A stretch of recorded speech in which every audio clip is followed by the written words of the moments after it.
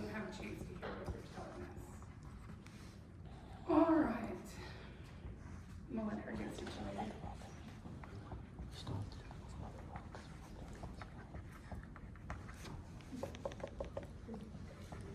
So, and we're gonna take about a 5-minute little recess, about halfway.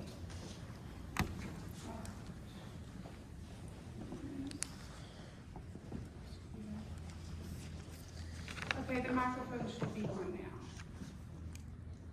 now. Okay. Let's let her get situated so she can get her time started. All right. Plaintiff, you may begin with the opening statement. Permission to move about the way. Permission granted.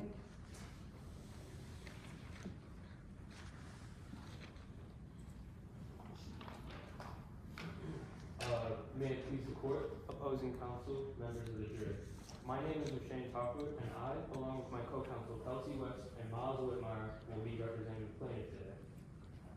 Our legacy is one of the most important things that we can manage while we are alive. Today's case is about a man's legacy being questioned. We are here today because Nano Design has recently died on a submarine called the Tutu. On the Tutu, he left a will, and this will dictates that all he has will be given to Ace. We seek out to prove that he understood he was making a will, the extent of his bounty, meaning he understands what he has, and we will also prove that it is valid. We also want to prove that the beneficiary we are representing is the Aquatic Center for Exploration, otherwise known as this. As we go on with this case, we hope to say that it's undeniable that Nano was fit for the dive. The defense, however, will try to tell you many things. They'll try to confuse you with Dr. Nordshire, a doctor that really doesn't have any business talking about Nano. Alex Trent Eubanks, a suspicious character with malicious motives who, plain and simple, really just wants money out of you. They'll also introduce you to Mrs. Hamlet, a lawyer that knew that Nano was meticulous and attentive about his will. As the plaintiffs, we have all the burden on this case. We are confident that the testimonies of Dr. Clough, who met with him quite frequently, in fact once a week, will show you that he was prepped for the dive both mentally and physically. Moving on, we'll introduce you to Jackie Lung over there. She'll tell you all about their rigorous training and how oxygen down there must have been sufficient for him to write his will. Along with this, Jackie Lung will also discuss the underwater skills that Nano exhibited. We'll also be speaking to Chris LeClaire, who is the CEO of the Aquatic Center, and they will show you exactly how thorough Nano was throughout the process of prepping for the dive and how excited they were. She saw firsthand exactly how much Nano was involved in the process, how enthusiastic he was, and they'll definitely aid you in understanding why ACE, or the Aquatic Center for Exploration, is the intended beneficiary of this work. Throughout this trial, we'll explain exactly why we think Nano was fully capable, why ACE is the intended beneficiary, and once we're done presenting you with all the facts, we'll leave you to make the right decision, to say that Nano had sufficient capacity to make his will, and that the Aquatic Center for Exploration is the ACE intended to receive all of his assets. Thank you. And defense, would you like to make an opening statement? Yes, we would. But first, can I ask permission to move about the well? Yes. Permission granted. Thank you. May it please the court, opposing counsel, and members of the jury, today you'll hear the story of an odd man who bit off more than he could chew, and about the enablers that surrounded him. This odd man was Mr. Nano Design, a billionaire with an interest in discovery and shipwrecks. When Mr. Design first heard about an old shipwreck called the Ellie, he knew that he had to find it. And so Mr. Design reached out to the plaintiff, the Aquatic Center, asking if he could board one of their projects that he hoped would lead him to the Ellie. And in the weeks leading up to the dive, he wanted to prepare in every way possible. You'll hear about the doctor who ignored health issues, allowing him to pass a physical that he should have failed. You'll hear about the diving instructor who overestimated his capabilities, and you'll hear about the company who cared more about the bottom line than about the safety of their customers. All of these people failed him, leading to the events of his death. And Mr. Design requested a physical from his doctor, Mr. Terry Clough, who allowed him to pass his physical despite being unable to complete most of the tests. He also began taking diving lessons with Ms. Jackie Lung, who claims that he did incredibly well. And through all of this was his best friend and personal assistant, Mr. Alex Eubanks, who supported him despite concerns for Nano's safety. All of these people make up the picture of a man who did not have testamentary capacity to write in a will during his last moments. It's hard to believe, due to his lacking health and unwell mind, that he was thinking clearly enough aboard the tutu to know what he was doing, which means that his holographic will was not valid. And furthermore, if it is decided that his will was valid, then the ace that he refers to in this was undoubtedly his best friend, Mr. Alex Eubanks, who supported him through thick and thin, and not the aquatic center, whose negligence led to the events of his death. And so I, Hannah Mobley, and my co-counsel Amar Salman and Yara Ismail request that you consider all of the evidence very carefully and make the right decision and say that Nano Design's will was not valid. Thank you. Okay, plaintiff, would you like to call your first witness? Yes, Your Honor. The plaintiff would like to call Chris LeClaire to the stand. All right. Mr. LeClaire can come on up, or Mrs. LeClaire. And Your Honor, just for clarification, we'd like the attorneys to sit down while addressing our. How do they do it in the Tremont trial? Typically in real court. What question? Yeah. In the mock trial, I believe they were walking around last year, but. Typically in real life we sit down. Is that what you'd like us to do, Your Honor? I don't care. Oh, she said in the video last year they showed. That was only the finals. Yeah, in the finals they were moving around, I wouldn't recommend it. Yeah, because if you sit down and have your microphone, then you can refer to your notes easier. You can write notes and things like that. That's just a little training tidbit there. So I would just sit down. All right. Yes, Your Honor. And we have a special mock trial witness swear, and I don't remember those verbs. So do you swear to do the best you can to follow the mock trial rules? Yes. Okay, we're not gonna swear them in with our real oath for those observing because obviously she's not actually named LeClaire. Are you a witness and an attorney? Yeah, double up.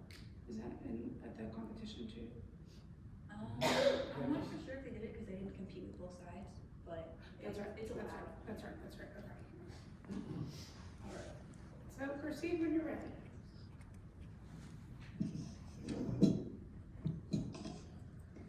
All right, Mr. Clear. Thank you. Ms. LeClaire, can you please introduce yourself to the jury?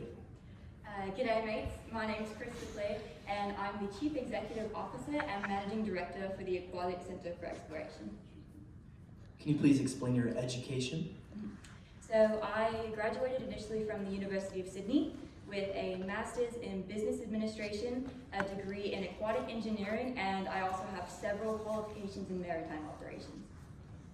And then could you please further on your experiences in those fields? So initially I started out working for a company called Mills Maritime Machines, or MMM. That was back in 2002. I was a captain of one of the vessels, and I remained there until 2016 when the Aquatic Center for Exploration, or ACE, reached out to me asking me to become their CEO. So how do you know Mr. Nano Design? So Nano initially reached out to me when I first met him in late September of 2023. He was asking about one of our projects, the Tutu, and wanted to know if he'd be able to board it anytime soon. And how did you respond to that? I did initially tell him no. What did you say? How did he fight back on this? So I could tell that he was very enthusiastic about this project. He called me every day for about a week asking me if he would be allowed to see this project and take a dive on it. And even eventually sent me a video of himself talking about how excited he was to discover more about the shipwreck, the Ellie, and learn more about our project and take part in what we do. Please explain to the jury what the Tutu is, please. So the Tutu is a deep water submersible. It is some new technology that we have developed ourselves here at ACE, and it has not yet been released to the public because we don't want it to be copied, but So how far down was the dive meant to go on the 2-2? so the dive that Mr. Design wanted to go on would only reach a maximum depth of about 6,000 feet. And how far down was it cleared to go? So to be cleared for commercial diving, the 2-2 or any submersible has to pass 6 deep water pressure tests. At the time that Nana reached out to me and took his dive, it had only passed 5 of the 6 tests. The 6th test being at a depth of 20,000 feet. So even though it had not yet passed this test, the dive that he went on shouldn't have been a problem because it was a significantly higher depth than anything that the 2-2 had been on so far. Right. So how invested in the project was Nano? He was clearly very invested. As I said before, he was very persistent. He wouldn't let it go. And because I could see his enthusiasm, I did wind up telling him that he could go on the dive. So what was the necessary payment required for him to board the 2-2? So initially when I did decide that he could take this dive, I requested $50,000 to get the whole process finished up and told him that it would take about 4 weeks for it to be fully prepared. Just for the record, that'd be 50 million, not 50,000. Yes, 50 million. So sorry, misspoke. All right. So when did the 2-2 start its dive with Mr. Nano Design and Jesse Watkins, the captain of the submersible? So this dive did take place on November 1st. Even though that was significantly earlier than it should have been ready, he offered to pay me $100 million to finish the project on the terms that I would have it ready to go by November 1st, because that was the date that he was set on to take this dive. And how'd you go about taking up that offer? So, as I said, he did pay me double the amount that I asked him for initially. I really expedited the process there. I did have him sign some very extensive waivers because obviously this was new technology. We weren't sure exactly what was going to happen. And we also had to hide the entire project from the Texoma Guard. And you said the 2-2 started its dive on November 1st. How soon after did the submersible lose its power to its communications? So that dive started in the early morning of November 1st, and we lost connections with the communication system around 8 hours into this dive. And what relationship, if any, is there between communications, the communications power and the other power in the sub? So they're not related at all. While we did lose connection with the communication system, all other systems should have still been up and running while they were below the surface. We just couldn't communicate with the ship anymore. All right. And what is your involvement in the creation of the 2-2? I played a very big role in the creation of the 2-2. I oversaw all of the building and construction very thoroughly. I also helped with a lot of the planning, and I played most of the part in developing the communication system. All right, just one moment as I get the second exhibit number 2. Yep. That's not real.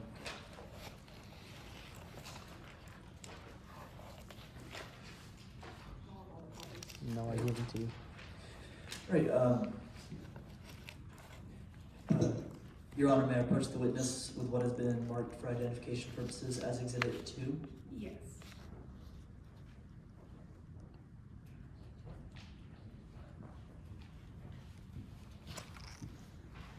All right, Mr. Clear, can you please identify that for me? So these are just a brief overview and some of the specifications for the 2-2. Okay. And is your knowledge of this diagram fair and true to your knowledge? Yes, everything looks correct here.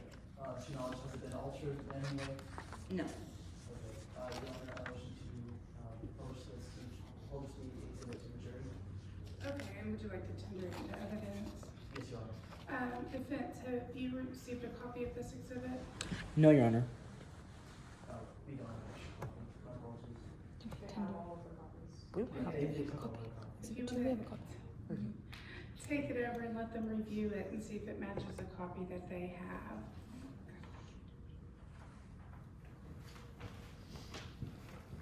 Does it look accurate? Defense, Yeah. do y'all have a copy of that in your stuff? Yes, somewhere, Your Honor. Now, any objection to this being admitted? No, Your Honor. All right, it's admitted, and yeah, and the jury can pass it around and look at it, unless you need your witness to hold it to testify. You need it? No. Thank you. Okay.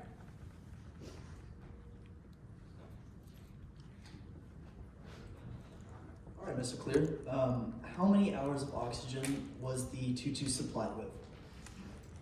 So, as it says in the diagram, the tutu had a maximum capacity of 48 hours worth of oxygen for 3 average size adults. But at the day of the dive, it was supplied with only 2 supplies of 48 hours worth of oxygen for 2 average size adults. And that's because there were only 2 people going on the side, Mr. Nano Design and Mr. Jesse Watkins, the captain. Mm.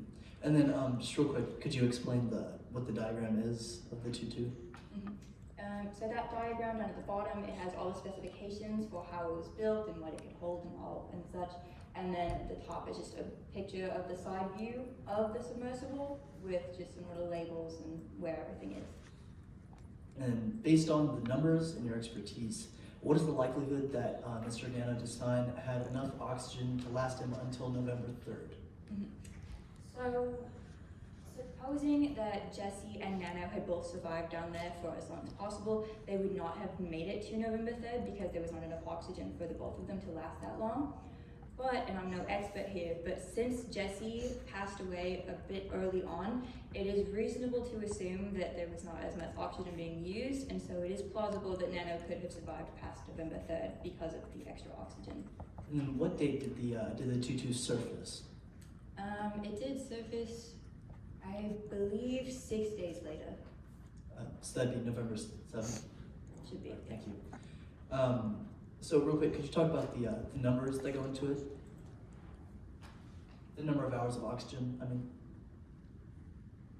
Can you rephrase the question?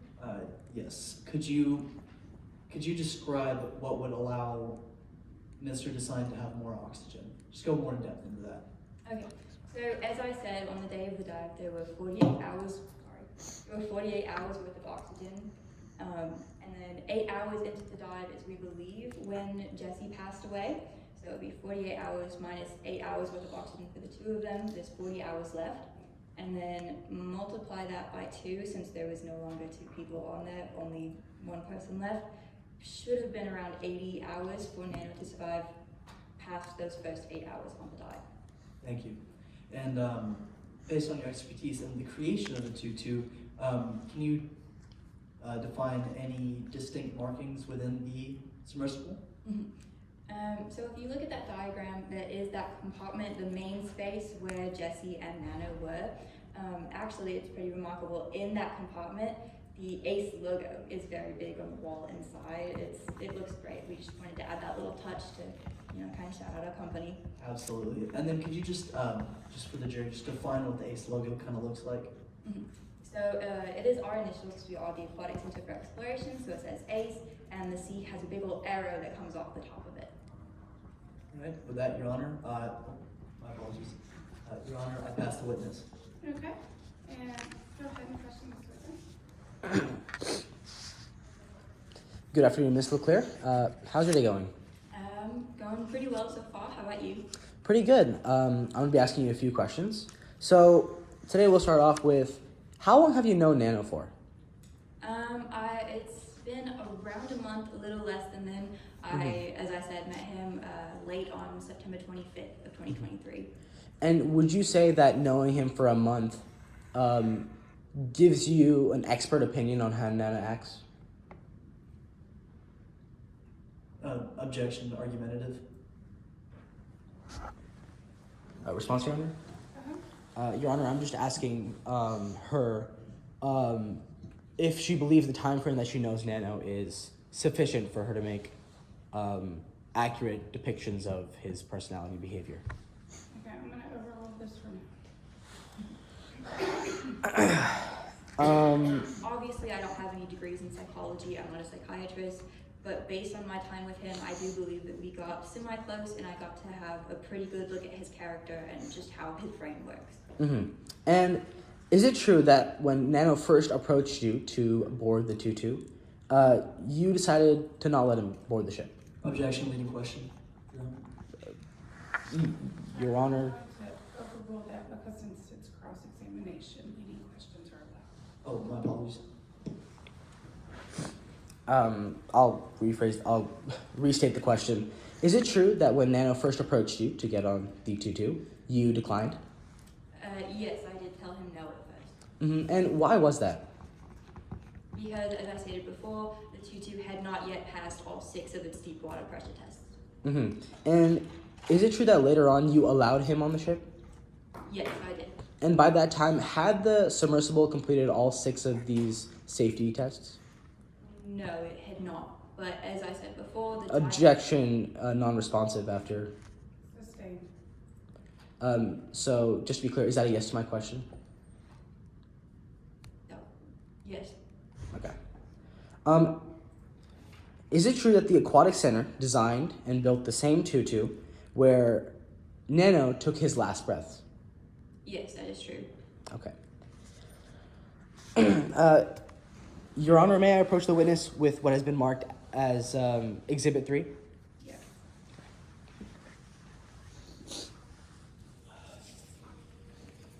And for the record, I am deferring to opposing counsel. Okay.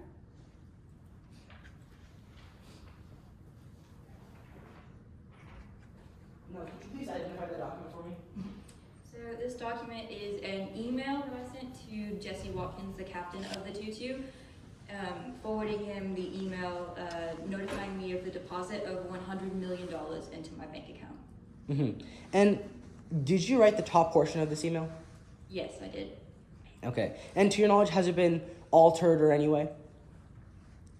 I don't believe so. Okay. Your Honor, we offer Exhibit 3 into evidence and we move to publish it to the jury. Do you have any objections? No objections, Your Honor. Okay, so it's submitted.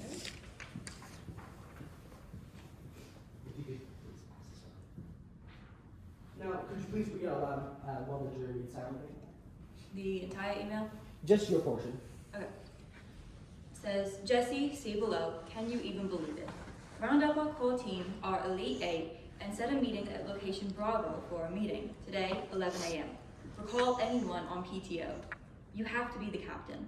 Also, have Christy look into the word Nanovember to see if it has any hits on our intelligence.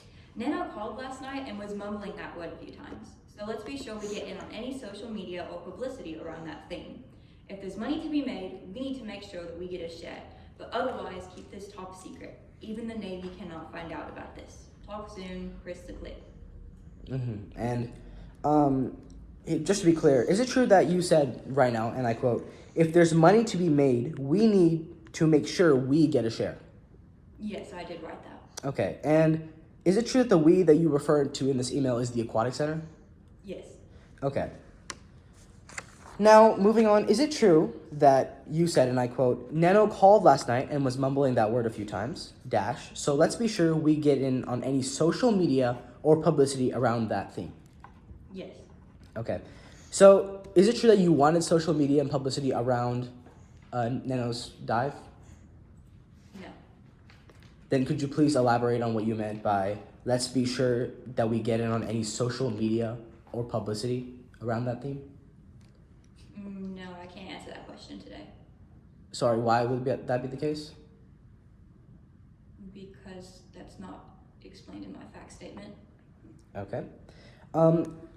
Yes or no, tell me, has Nano's untimely death brought you publicity? Yes, it has. Has Nano's untimely death brought your company publicity? Yes, it's brought my company publicity. Okay. And could you please repeat the last sentence of your email? Even the Navy cannot find out about this. Mm-hmm. And is it true that the submersible that Nano went down on did not complete all of its mandatory safety diving tests? As I have already testified, no, it had not. Mm-hmm. And is it true that the 2-2 did not even have its maritime excursion certificate? It did not have the certificate. Okay. And could you... Oh, is it true that you designed the failed communication systems in the 2-2? Yes, I did design those systems. Okay. Your Honor, may I approach the witness with what has been marked for identification purposes as Exhibit number 12? Yes.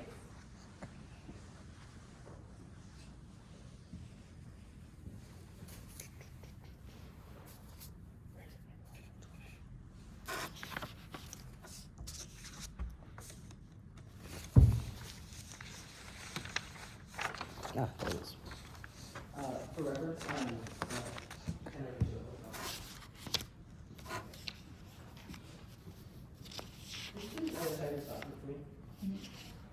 So this is the last note that we found on the tutu, written by Jesse Watkins, the captain, before he passed away. Mm-hmm. And is this Jesse Watkins' handwriting? It looks to be, yes. And just to be clear, in your fact statement, is it true that you say, and I quote, Exhibit 12 is in Jesse's handwriting? Yes, I did say that. Okay, and to your knowledge, has it been altered in any way? Not that I know of. Okay, and I didn't see this written, so I don't know. mm-hmm. Your Honor, we offer Exhibit number 12 into evidence, and we move to publish it to the jury.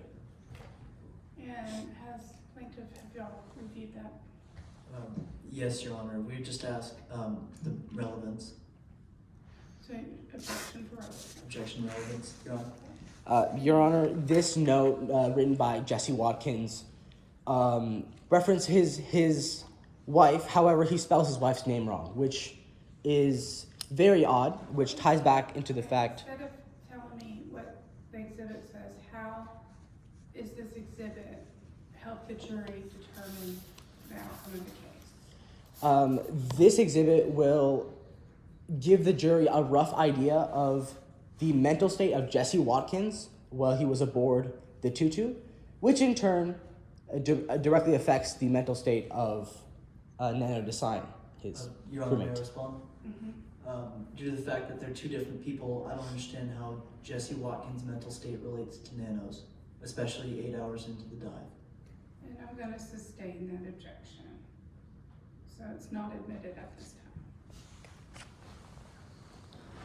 time. Crystal clear, is it true that since the unfortunate accident of the tutu, Jesse Watkins' family brought some legal claims forward? Yes, that is true. Okay. And what was the outcome of these claims? We settled both of these claims outside of court by paying his family. So, just to be clear, there was a financial incentive provided, correct? I wouldn't say. Objection, Your Honor, relevance. I'm gonna overrule that. You can answer the question. Wait, can you repeat the question? And just to be clear, was there, like you said, was there any financial incentive offered to Jesse Watkins' family? I wouldn't call it incentive, but we did pay them to settle those lawsuits. And moving on, when it comes to the aquatic center itself, how is the company's financial situation? It's not great. We're at the risk of going bankrupt if we don't receive the money from this case. And is it fair to say that the center requires more money than most businesses to stay afloat? I'm not sure compared to most businesses, but we do take a lot of money to stay afloat.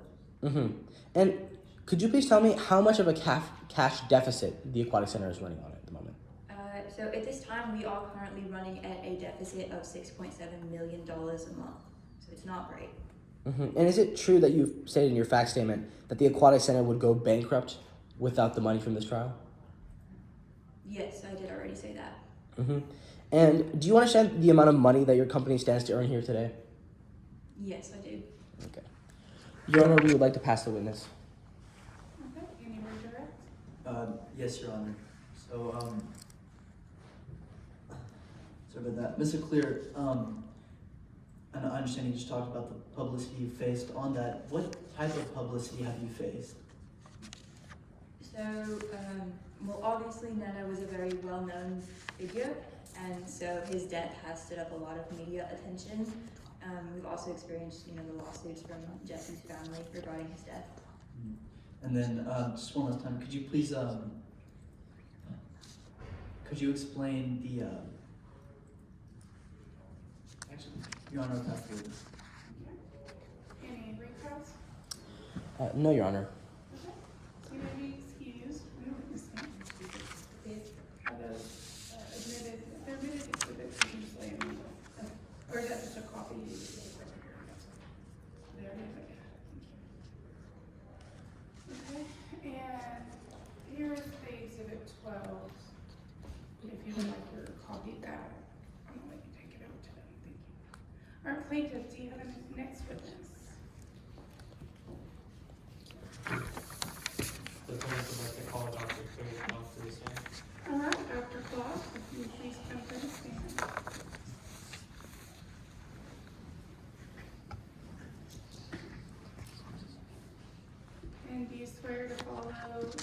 mock trial of, Yes, alright. Dr. Clark, please introduce yourself to the court and jury. Hey y'all, my name is Terry Clark. I've been Nano's general practitioner or personal doctor for a while now.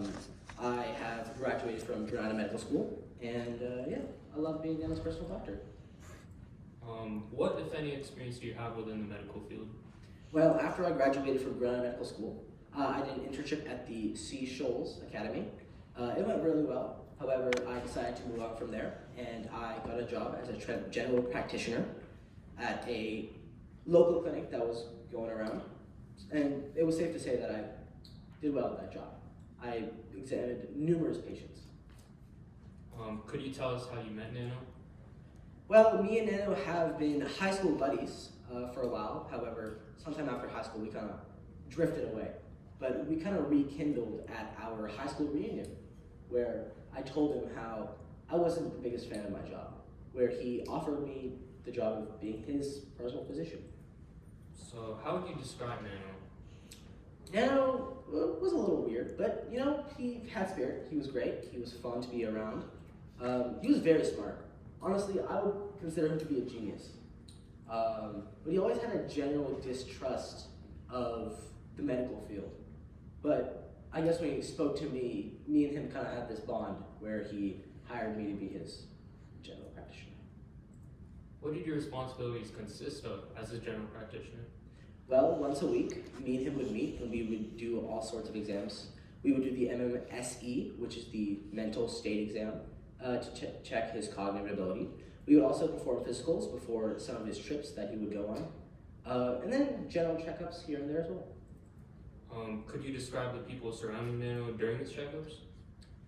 People surrounding Nano. Well, I interacted with quite a few people because Nano's company was really big, but one of the main people that I spoke to was Alex Chern Eubanks. Was there anything you noticed about the relationship? Objection, Your Honor. Speculation. I'm gonna overrule because he's asking about his personal observation that happened in the past. Sorry, could you repeat the question? Was there anything you noticed about the relationship? Well, Nano always showed up to physicals with Alex Chern Eubanks, but honestly, Alex seemed a little bit like a shady kind of guy. He didn't seem like he had Nano's best interests. So, when around Alex and Nano, what do you witness Nano call Alex? Well, he always called Alex, just Alex, his name. No fancy nicknames, it was always just Alex. Your Honor, may I approach the witness with what has been pre-marked as Exhibit 6? Yes.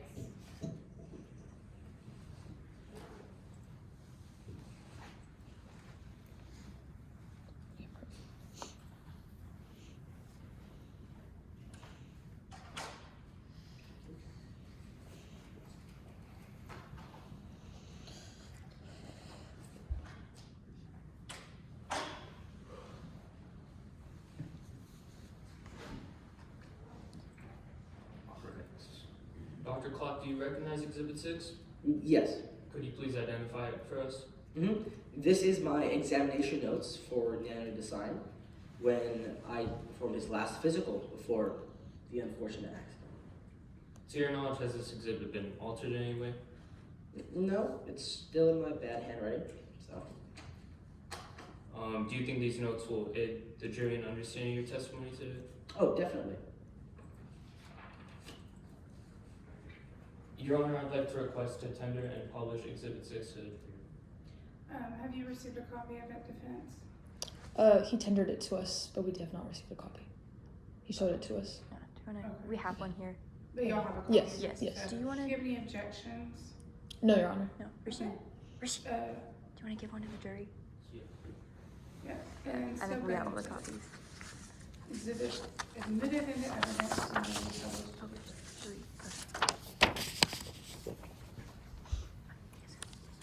Yeah.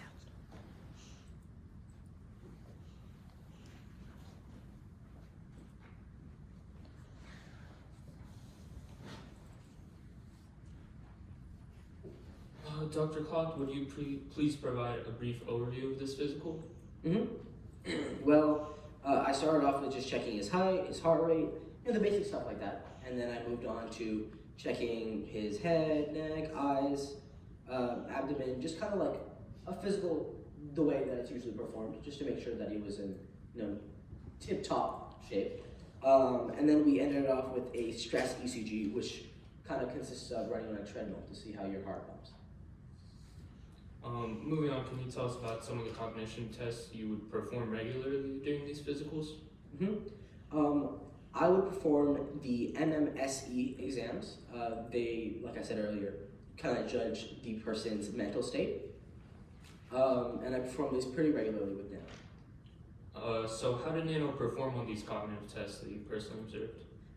He performed well. I don't recall Nano ever getting a failing score, so he always passed. So yeah. So what could these scores indicate about Nano's mental state in your professional opinion? Well, in my professional opinion, these scores indicate that Nano's mental condition, his mental health, was fine leading up to the dive. No problems there. Your Honor, I'd like to pass the witness. Okay. Would you like to pass the name of this witness? Yes, Your Honor. Go ahead when you're ready. Good morning. Hello. Okay, I'm gonna ask you a few questions today. Isn't it true that you had a friendship with Nano since high school? I have had a friendship with Nano in high school, but we kind of fell off after that. Okay. Isn't it true that you make $250,000 a year as Nano's personal physician? Objection, relevance. Your Honor, I'm trying to prove as to how dependent my witness is upon the salary that he gets from Nano and the personal connection that he has with Nano. I'm going to sustain the objection. Okay. Isn't it true that prior to working with Nano, you were charged with Medicare fraud 5 separate times in the span of 4 years? No, that is not true. I have been investigated for Medicare. Objection, facts not in evidence. The witness said, and I quote, in his fact statement, the government charged me 5 separate times. I apologize, I'm misremembering. Okay. Allow me to ask that again. Isn't it true that prior to working with Nano, you were charged with Medicare fraud 5 separate times in a span of 4 years? Yes, that's true, but it's pretty common in the business. Okay. Permission for the jury to reference what has been admitted as Exhibit 6, Your Honor. So may the jury reference Exhibit 6, please. Yes, you may reference, but you probably need to tell them which exhibit. That is the exhibit that the opposing counsel just showed. It was the, Oh, has that been tendered? yes, Okay. the physical the examination. doctor's notes. The doctor's notes from the physical examination. And doctor, could you please explain what a stress ECG test is? Yeah, sure. If you turn to the second page of my document, towards the bottom, I talk about how I performed a stress ECG. And a stress ECG is basically just a way of judging his physical cardiovascular health, which kind of involved him running on a treadmill for an extended amount of time to see how he would perform.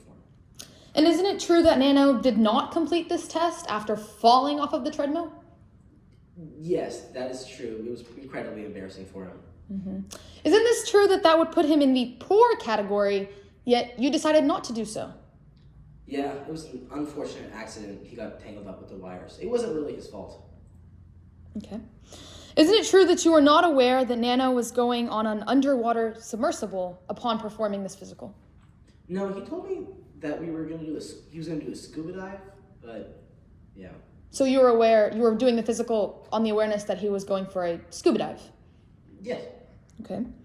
Isn't it true that Nano demonstrated a lower than expected lung capacity in this physical? It was slightly below average, but nothing to be concerned about. So can you answer my question? Was it lower Yes. than expected? Yes? Yes, technically. Moving forward, isn't it true that Nano developed breathing issues after a mountain climb in 2020? Yes, he developed small breathing issues, but they subsided after a while.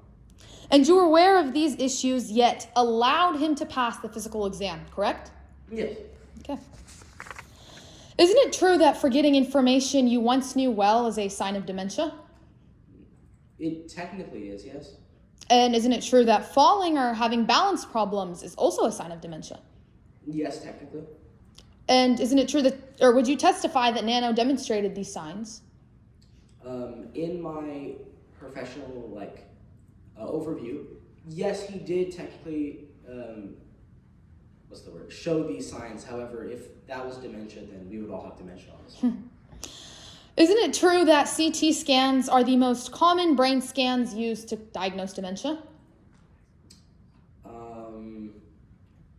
It is one of the ways of diagnosing dementia, yes. I don't know if it's the most common. Okay. And isn't it true that a CT scan was not performed, although it was supposed to, but was not performed on Nano during his extensive dive physical? No. Yes, that's true. We did not perform. Okay. And isn't it true that despite your knowledge of all previously mentioned, you still gave Nano the medical clearance for this dive? Yes, that's true. I did clear him to go on the dive. I pass this witness, Your Honor. Any redirect? Yes, Your Honor. Could you tell us how Nano was performing during the first 10 minutes of the stress ECG?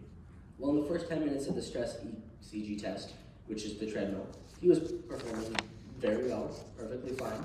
It was only the latter half where he tripped on some wires arising. So how would the fall affect the conclusion of the physical? Well, technically, when you're looking at the rubric, it would have failed him.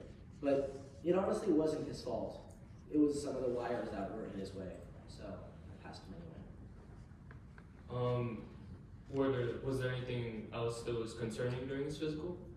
No, Nano seemed totally fine.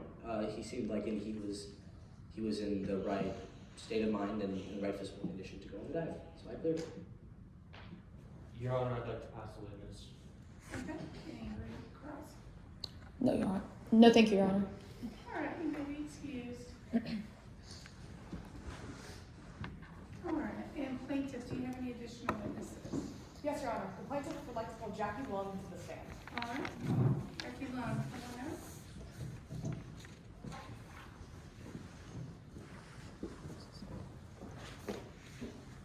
And do you swear to comply with the mock trial rules? Yes, Your Honor. Hi, Ms. Lund, how are you? I'm outstanding, man. How are you? Outstanding. Can you please introduce yourself to the board? My name is Jackie Lung. I'm 50 years old, a lifelong Texas resident, and I'm on all the dating apps, unmarried. Can you please explain your educational background? My educational background, I graduated from high school a long time ago, since I'm 50. I went straight to the Naval Academy right after that, graduated from there, then I commissioned into the Navy for 20 some odd years. 4 years ago, I retired from the military, and I've been leading the dive and survive scuba company ever since then as a lead instructor. And what did you do in the Navy, exactly? In the Navy, I worked with submarines all around the world. I worked as a sonar technician, and basically that's the eyes and ears of the submarine, basically the mechanics with them. And can you please describe what hypoxia is?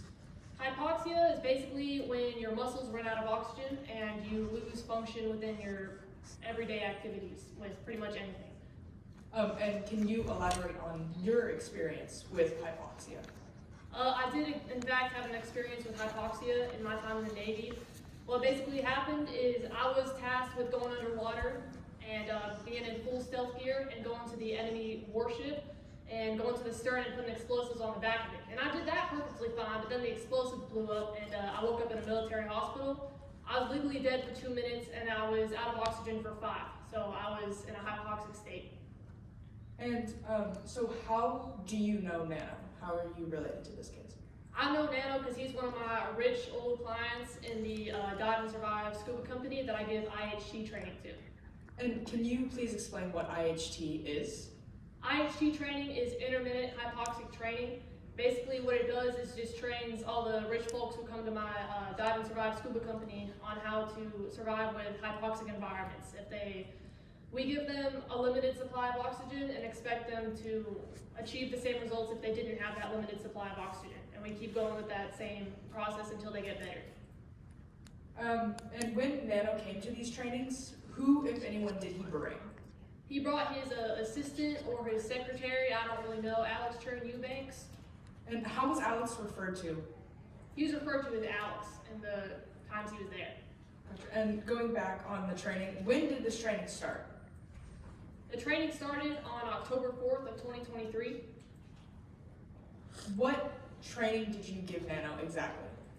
Within the intermittent hypoxic training, one of the scenarios I can tell you about is I took him down about 120 feet underwater. He was in full stealth diving gear, similar to the one that I wore in Cold Lazuris.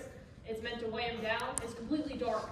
He went down there, and the entire operation of the thing was just to get him to stress out while he was underwater. If you go down 120 feet, you're gonna run out of water or run out of oxygen in your tank, and that's exactly what happened to him. From there, he's just supposed to figure out how to get back up on his own without tangling over things and that sort. He got up in 2 minutes. And how did he respond when he was in that situation? Was he panicked? I mean, it was crazy. He was completely calm and collected the entire time. I mean, even in my time in the Navy, I've seen some Navy SEALs freak out over being in that sort of environment. So it was crazy to see him get up in 2 minutes with no fear at all. How do people normally respond in that environment? I mean, like I said, they get crazy. They start fumbling on themselves. They start tapping out. But he just went straight up back to the top, and he's done that for many of the other cases I put him in as well. The training that you gave Nano, is it the same training that you give all of your clients, or was it a more elevated version of that training? For the first day, I started with the regular version, but he wanted to accelerate pretty quickly, and he was performing like accelerated and very well. So we went to the more strenuous versions of the things I give to him. I was planning on humbling him, but he kind of just went past all these steps. Objection, testifying in the narrative. Sustained. Alright, and why did he accelerate, be more specific, why did he accelerate into the varsity level of this training? He had optimal lung capacity, and it seemed as if he had diving experience beforehand. He's just really good at what he did with my assessments. And during these trainings, what did you monitor? I monitored a few vital signs from his. I monitored his heart rate, his blood pressure, and his breathing rates, and a host of other metrics. Can you describe these vital signs that you monitored? Well, they were good the entire time. I mean, there was nothing wrong with them. It was perfectly normal, even better than normal for a 30-year-old male. What was Nano like when you were training with him? Personality-wise, Yes, ma'am. well, he was a little bit aloof. He was pretty distant, I'd say. But I just thought he was playing hard to get. I mean, he was paying me money, so I didn't really care. Your Honor, permission to approach the witness with what has already been admitted as Exhibit 2. Permission granted. I think they have it.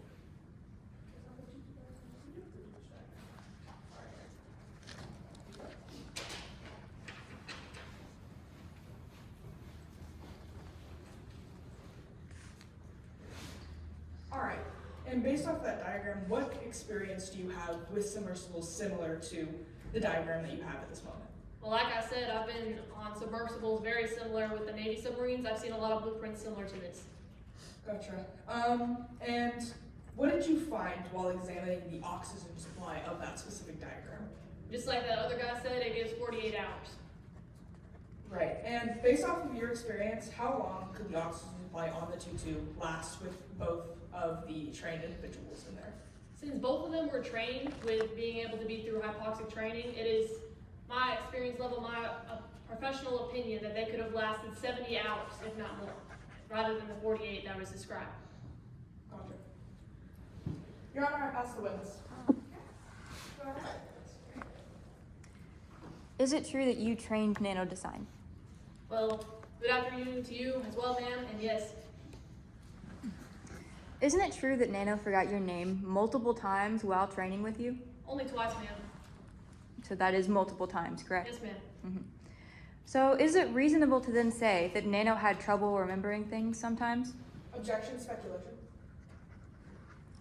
We've already established that Nano did forget his trainer's name a couple of times, and so from then it is reasonable to She's assume. asking for the witness to testify about what happened in the past, not to guess what happened in the future, or what could have happened. So I'm gonna overrule the objection. Can you repeat the question, please? All right. Is it reasonable to then say that Nano had trouble remembering things sometimes? I guess so, madam. Okay. And did Nano ever bring Alex Trent Eubanks with him to training? He did once. And did the two appear close? Repeat that, please. Did the two of them appear close?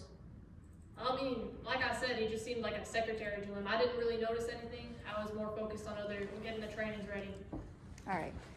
And did you ever hear Nano refer to the Aquatic Center for Exploration as ACE?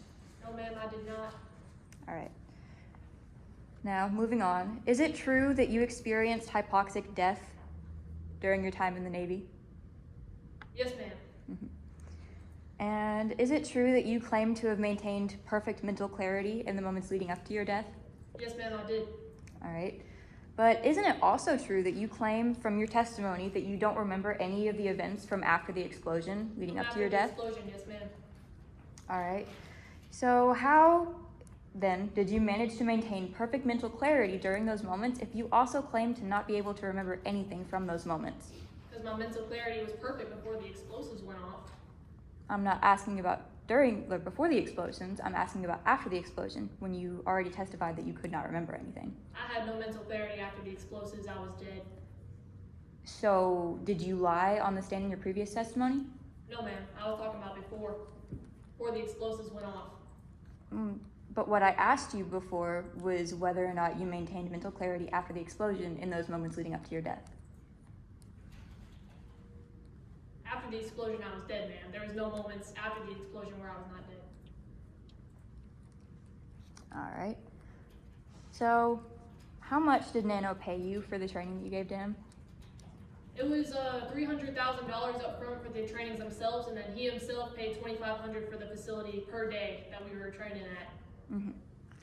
But I did not pay anything to be at this case today, or I was not paid anything. All right. Your Honor, do I have permission to approach the witness with what has previously been entered as Exhibit 8? Yes. All right.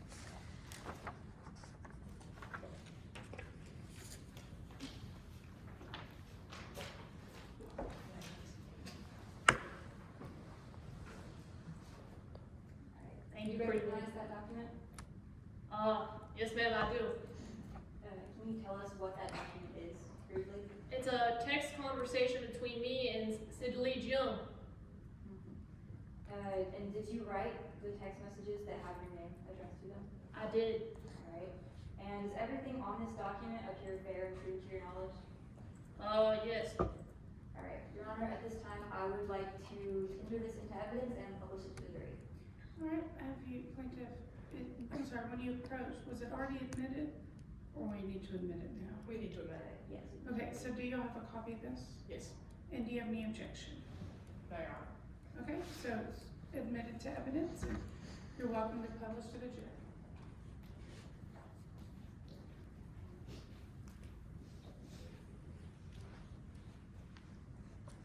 All right, Ms. Lung, can you read the text message from October 4th that you sent at 5:31 p.m.?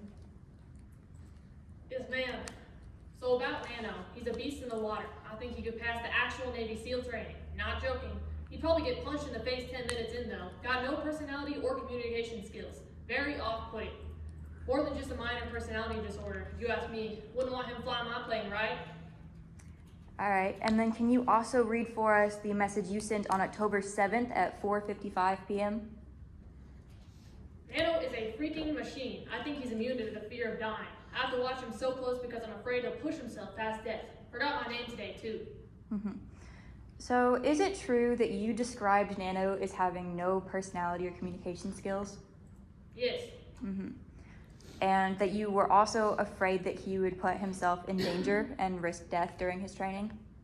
While pushing himself, yes. In your opinion, do these characteristics make up a sound-minded individual? Can you repeat the question, please? In your opinion, do you believe that these characteristics sound like a sound-minded individual? Objection, Your Honor. Speculation. Suspended. I will rephrase the question. Based on your experiences with Nano and the time that you spent getting to know him, Do you believe that he seemed to be a sound-minded individual? Yes. All right. I pass the witness. Can you read? Yes, Your Honor. So referring to those characteristics that you said in that text message chain, why do you believe he was so uncommunicative and spot on and pushing himself? Well, ma'am, I mean, the entire time, he was just, I feel like he was hyper-focused. Because even during our trainings, he was just aloof the entire time, but it seemed like he was focused on something. And I mean, obviously he was focused on our trainings because he accelerated so quickly. I pass the witness. Okay. Any comments? No, I have no further questions. Alright. Can we be excused? And plaintiff, do you have any additional words? No, Your Honor. Okay, so we're gonna take about a 5 to 10 minute recess. I'm gonna ask all the attorneys and witnesses not to discuss any facts of this case at all with any of our juror members. All right, so, I'll rise for the jury, and everybody's excused, and can move around the courtroom, and we'll be back, let's come back at 3:05. What time is it now? You have your watch on. Doesn't have any battery instead. I feel like I can't ask. Oh, they're witnesses though. Yeah, what's the time?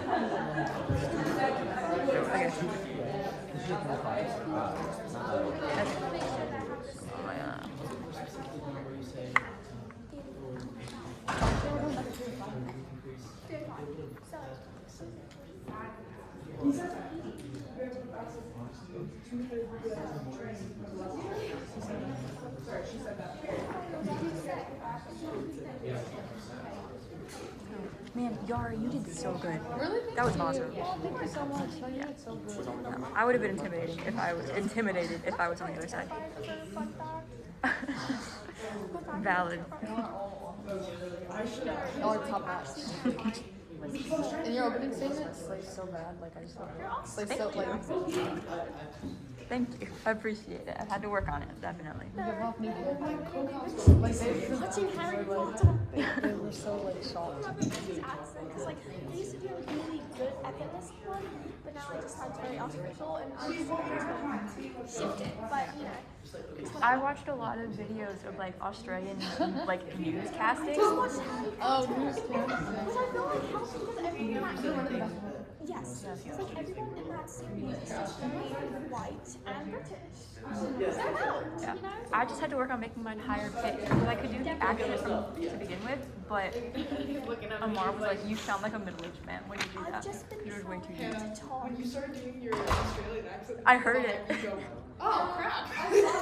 Oh, I heard the "oh, she's good," and then the dude was just smiling the whole time. He was so happy. No, the guy that sits like right there, he was actually invested. Like he was just like, he just like kept looking back. Dude, some of the like, jury's facial expressions are it so was funny. so funny. I swear. The way I saw it, I was like, oh my god. Yeah, he was like actually invested into it. And I was just like, No, I knew it before I started talking. I was like, "This is gonna be funny," because I had already been talking in my normal, and then I was like, "Just wait, dude. I'm gonna switch to Australian, and they're gonna be I flabbergasted." think what's going to happen is that I want during my class, I'm probably just going to like be very mean to the attorneys crossing me, and then Both of you actually stop referring to Alex Trent Eubanks when you're testifying for us. You're saying his full name. Why are you doing that? Why can't we say that? For our side? Why are you saying that? I'm just that. Don't do that. That's a no-no. Bro, it's a habit. My fault. Y'all really got Have I- everything, bro. That's have I freaking done crazy. Oh, I did it in my questioning. I just do it out of like habit. Don't organize your evidence because everything's out of place. What Right? if We tried to, and then we ran out Kelsey, of if that was me, time. you would have thrown it. I mean, yeah. What else are we at? This. No way. Now I remember. You would have thrown it across the courtroom if I was sitting there. friend. I guarantee it. You should. These are done. strong. These are 4. Bradley, what time do you say you have to go? Huh? I don't have, I have to say okay. No, it wasn't because she just started. She was putting off. What's that? They were impressed. Huh? That's ball? Oh, they were. That was not. That's not what I was getting. That was. I heard it. I heard the flirting. I just was like, I don't know. Whoever was Catherine. doing, no, cloth. Oh no, cloth is meant to be. They meant to separate. I was just like, yeah. I know, but Yara was completely destroying you, and I was like, yes, go. This is Dorothy. This is, yeah. Okay. Oh, this is gonna be prime Wait, what? video There's right like now. 4. What's going on? No, I'm so scared to see what Yara's doing Uh-huh. when I'm just, That's the when I same. just go up there and like dating. They're like, oh, we have a British one now. Yeah, you're definitely an odd character. People over It's here, really odd, but they don't I- like comedy, but the people sitting back there, oh, they love You're it. so invested. They were so invested. No, there was this one guy in the jar box. He was There's like, one guy back he there was that was like, just I couldn't grinning help- ear to ear the whole time I was testifying. His head just kept going. Oh yeah. Funniest thing, I was like, Started the accent. I just heard, oh, she's good. Oh, really? the accent was so effortless though. Like you, like I felt like it was actually part of your character. It is. I'm actually native Australian. I moved here when I was 3. Really? Yeah, and the accent's kind of stuck. I have to hide it, you know.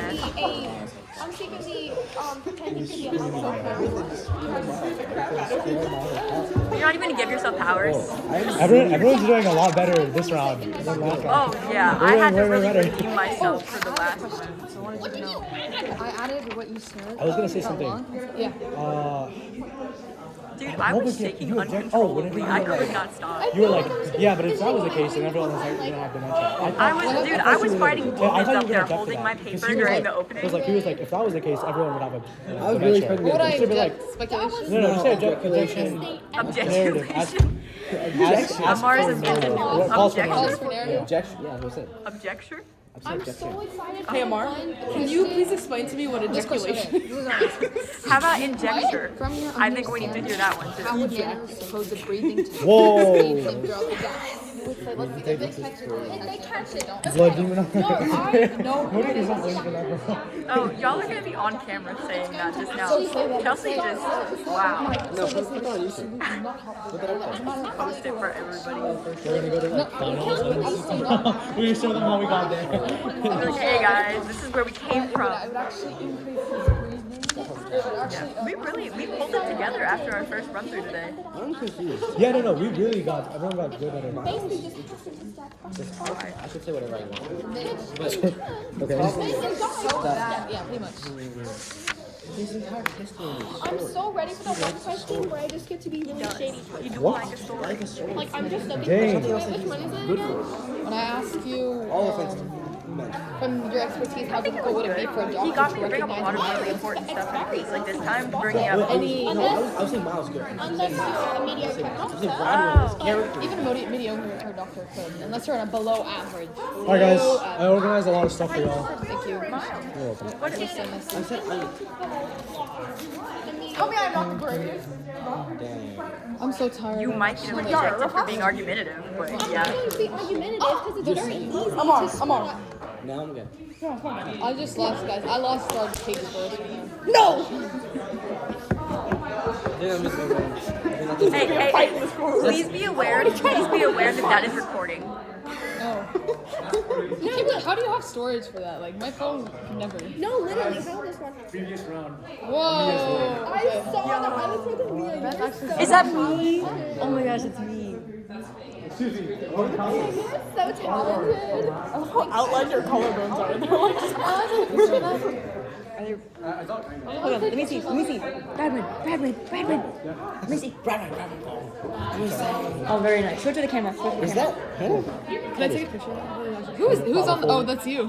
That is probably him. That's so cute. That's fire. She's really doing me justice. I look Yeah. great. Drawing is not easy. It's really I not. could never do it.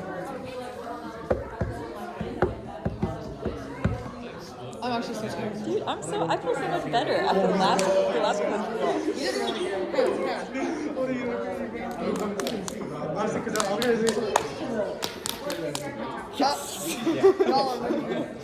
One more. Another one? Oh my god. Hey, ready? What was that? Flip him off, but I'm in trouble. I'm just gonna. Can I just hit you with a? Some friends? No, I've never seen Friends.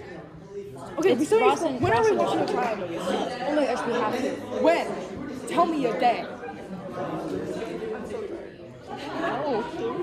Pick a day. When are you free this week? Well, there's 5 movies, so you wouldn't be able to watch them. At least the first one. At least the first one. When are you free this week?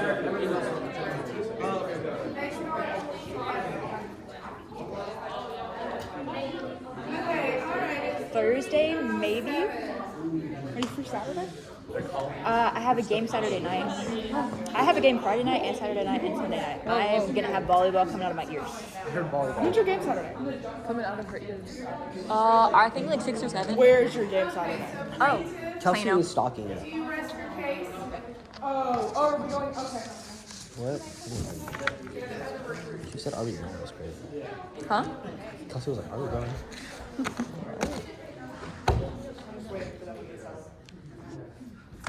This was not nearly as aggressive as I wanted it to be. It was so dull.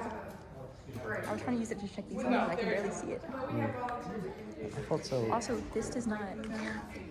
That's a really design right there. Okay, so defense, are you ready to call your first witness? Yes, Your Honor. We would like to call Alex Churn Eubanks to the stand. All right, Mr. Eubanks, you can come on up. I do encourage that your volunteers to see if the sketch of artist will show you a glimpse at the end of it, after we're all done. She's in the competition. This competition they're attending has a sketch of artist. Just make sure you edit my curves out. All right, do you swear to follow the mock trial competition rules? Yes, Your Honor. I don't know, there's an actual oath y'all will get. I don't know what that is. Do y'all, I believe the judge will swear y'all in, right? Yes. Before everyone goes up. Yeah, she'll Yeah, just some swear courts us. do that, they swear every witness in at the beginning and done. All right. Okay, so begin when you're ready. Okay. Mr. Eubanks, if you would please introduce yourself to the jury. Hi there, ladies and gentlemen. The name's Alex Churn Eubanks, also known as Ace. 37 years old. I got a beautiful daughter, but just to be clear, I'm single and ready to mingle. Oh, I'm also here to Dano's best friend. And what, if any, education do you have? Well, I went to MIT. Originally went there for computer engineering, but MASH just didn't allow me, so I ended up majoring in executive hospitality management, which is kind of nice because I got to work for Nano. And speaking of Nano, how did you meet him?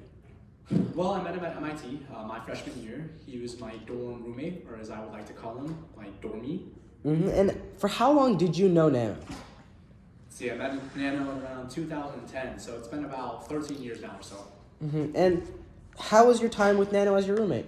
Oh, it was awesome. He was quiet, real quiet, super smart, he never bragged, and I guess the more we got to know each other, it was just the more we had each other's backs. And what do you mean by having each other's backs? Well, I remember this one time. Objection, Your Honor, narrative. Sustained. So when did you decide that you being his assistant would be your job? At graduation, me with my bachelor's degree, him with his advanced degrees. I just felt like someone needed to help Nano, so I decided to take that role. And Mr. Eubanks, when you were employed for Nano, what were your responsibilities? I did a whole bunch of stuff. Let's see, I drove him to his appointments, flew him. I have my flying license. I also got his groceries, pretty much everything that wasn't computers or business. But he could do things like bathe himself and stuff like that. Of course. And as someone who has known Nano for, you said, 13 years, what are your thoughts on Nano's state of mind before the dive compared to what you've seen previously from him? From what I've seen... Objection, Your Honor. Witness not an expert. He's asking for his personal opinion, so I'm gonna allow it. Yes, sir.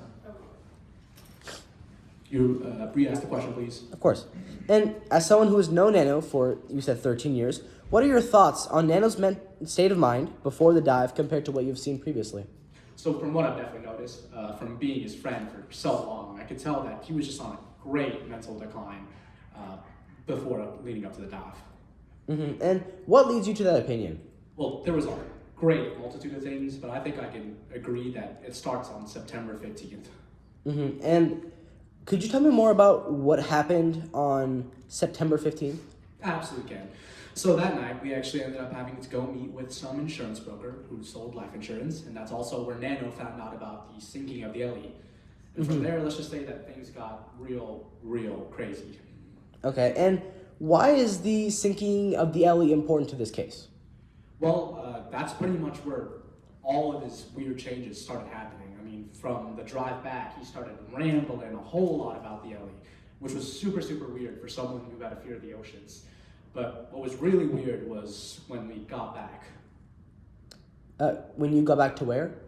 To the parking garage of the tower that I park into. It's a place I've been parking in for years, but for some reason Nano didn't seem to recognize the place, so we had to come up with some measures. Nano didn't seem to recognize the place.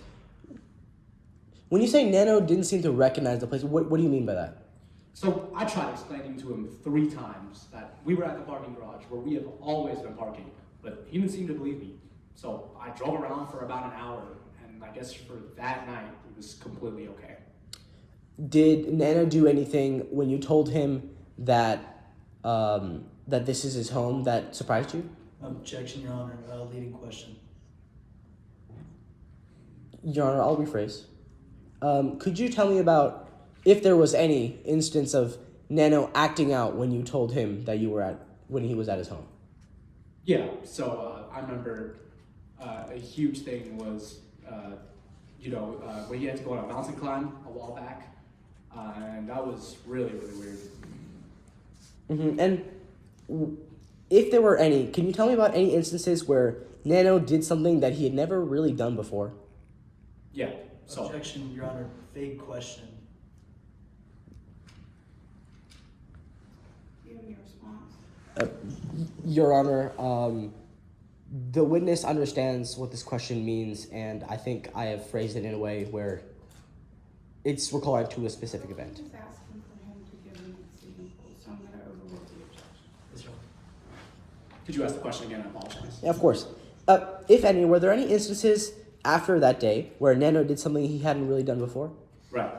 So, after that day, on September 16th, 2022, he locked himself in his floor for over 2 weeks, not allowing a single soul to see him. So, I can definitely see how that's something that was very odd.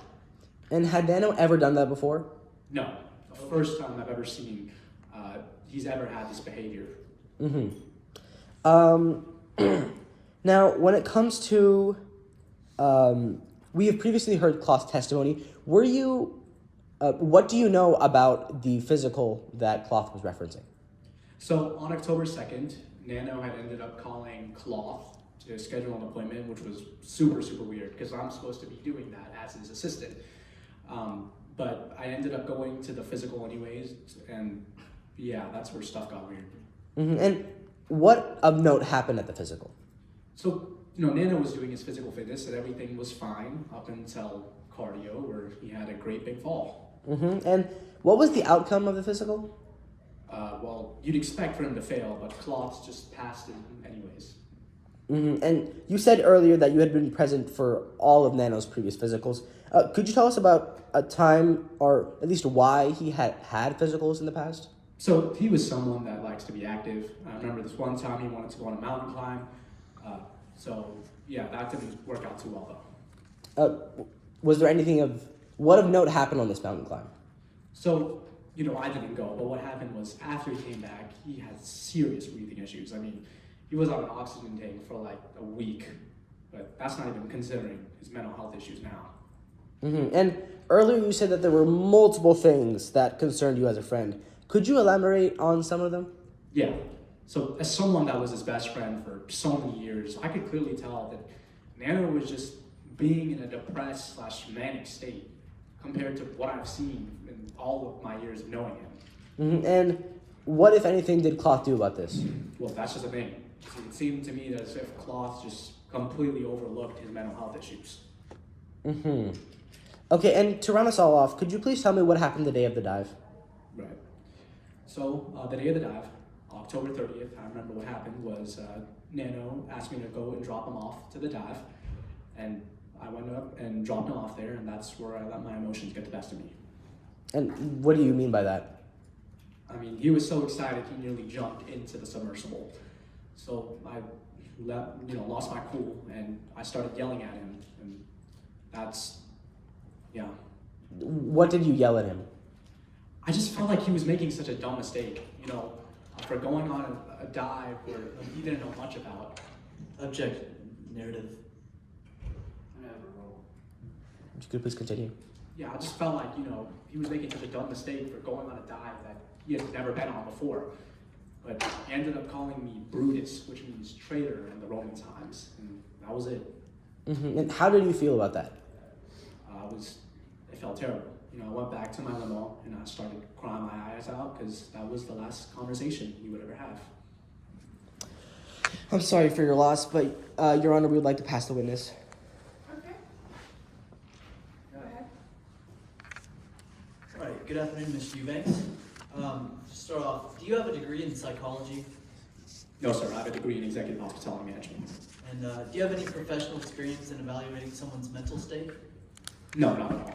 So, with that being said, can you professionally speak to Nano's mental state over the past 2 months? On a professional level, absolutely not. Okay. And did you previously testify that Nano experienced negative health effects after his mountain climb? Yes, he was on an oxygen tank for like a week or so. Thank you. Did you go with Nano on this trip? No, I just saw what happened after he came back. And do you have any professional qualifications that could allow you to diagnose Nano with lung issues? No, I could just see that he was on an oxygen tank. How often did Nano change his will? He was someone that he did it regularly. He met with Wilton Handlet a lot, so all that stuff. And you went with him on every one of these? As someone who schedules appointments, yes, that's correct. Also, how many times did Nano address you as Ace? Well, in my 13 years of knowing him, I can't give an exact number, but he said, "You are an Ace." He's told me things like that all the time. Okay. Do you know how long ago that was? The last time he told you? Yeah, I think this one time I gave him my specially monogrammed handkerchief and had the words ACE imprinted on it, and he said that you are an ace. And how long ago was that? And that was, so the last time that happened was in college, right? When I was still dorming with him at MIT. Sure, was it 13 years ago? That was, I'm gonna tell you, it was just some part in the college, because I was with him in college for over 4 years, just some part in there, yeah. Just for the record, according to the fact statement, that was the first time you met him 13 years ago. Objection, Your Honor. The attorney is testifying. I believe that's not a legal objection, so no. So, did he ever refer to you as Ace in public? In public no, as I'm thinking, no, I don't think so. So he's only ever addressed you as Ace in private? That's correct. I think that's the bond we had together. And has he ever called you Ace besides something out of the realm of like, you are an Ace, or you're an Ace valet? Well, pretty much verbatim to what you said. No, he never directly called me Ace. And can you please tell me, what did Nano tell you about his interest in the submersible? Well, he told me that, he told me a lot of stuff. On the drive back, I remember he was going for the sinking of the LE. But yeah, to explore, find out more about that. Mm-hmm. So you'd say he was very interested in that? Man, that behavior was crazy. Yeah, I would say more obsessed. Yeah. Thank you. So, and is it true that you claim to be best friends? Yes, I 100% believe that I was his best friend, yes. So how long were the two of you friends before you became his personal assistant? Well, at graduation is when I asked him to be his personal assistant. So I was friends with him from freshman year to senior year, so about 4 years or so. Okay. So you talk about he was acting weird for 2 weeks. He was in his room locked away for 2 weeks. Is that correct? That's absolutely correct. And he talked to no one except for you. He didn't even talk to me until after that. He talked to no one. Okay. So, all right, Your Honor, at this time, I would like to ask the witness. Okay. No, thank you, Your Honor. Alright, so you may be excused. Thank you. And defense, would you like to call another witness? Yes, Your Honor, I would like to call Dr. Max Northshire to the stage. Alright, Dr. Neal.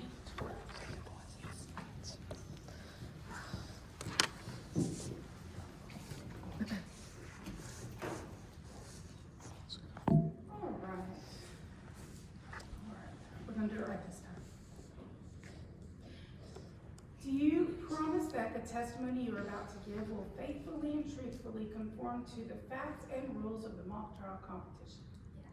Alright. And just real quick, just to interject for our mock trial kids, it will either be done all the witness at the beginning or it will be done individual, whoever it will happen that day.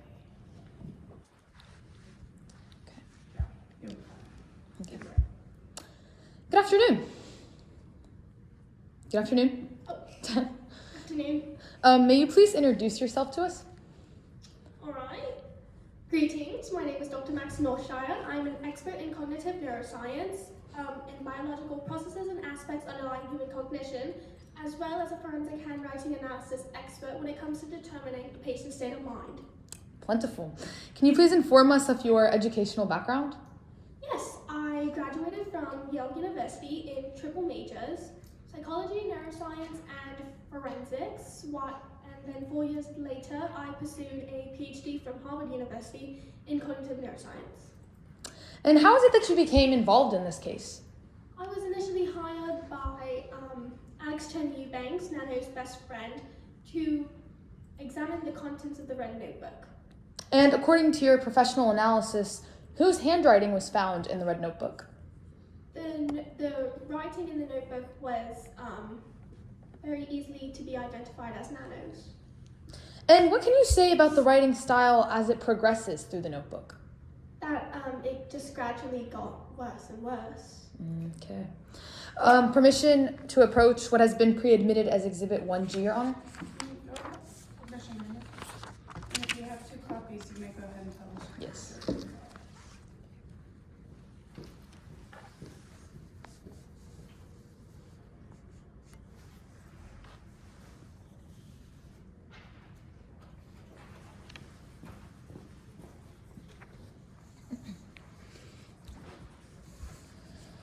Doctor, can you please identify this document? Yes, this is a page from the red notebook, but what is more important about it is that it is the presumed will that Nano wrote. And what is notable of this page? That you could probably compare the handwriting to that of a 5-year-old. In your professional opinion, what does this writing style entail of Nano's mental state at the time? That his mental state at the time had been completely compromised. And how is this page starkingly different than the rest of the pages in the red notebook? It's the page with the worst handwriting. What does that entail of his mental state upon writing his will? Presumed. That he was not in the right mental capacity to even start writing a will. Permission to approach the witness with what has been marked as Exhibit 12, Your Honor? Permission granted.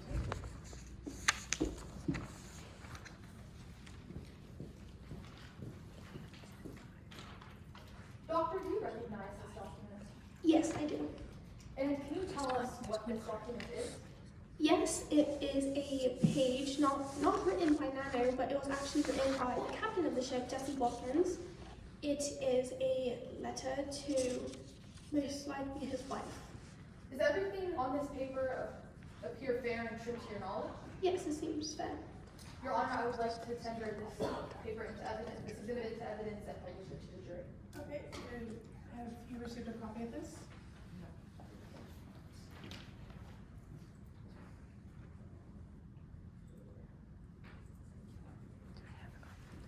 All right, do you have any objections?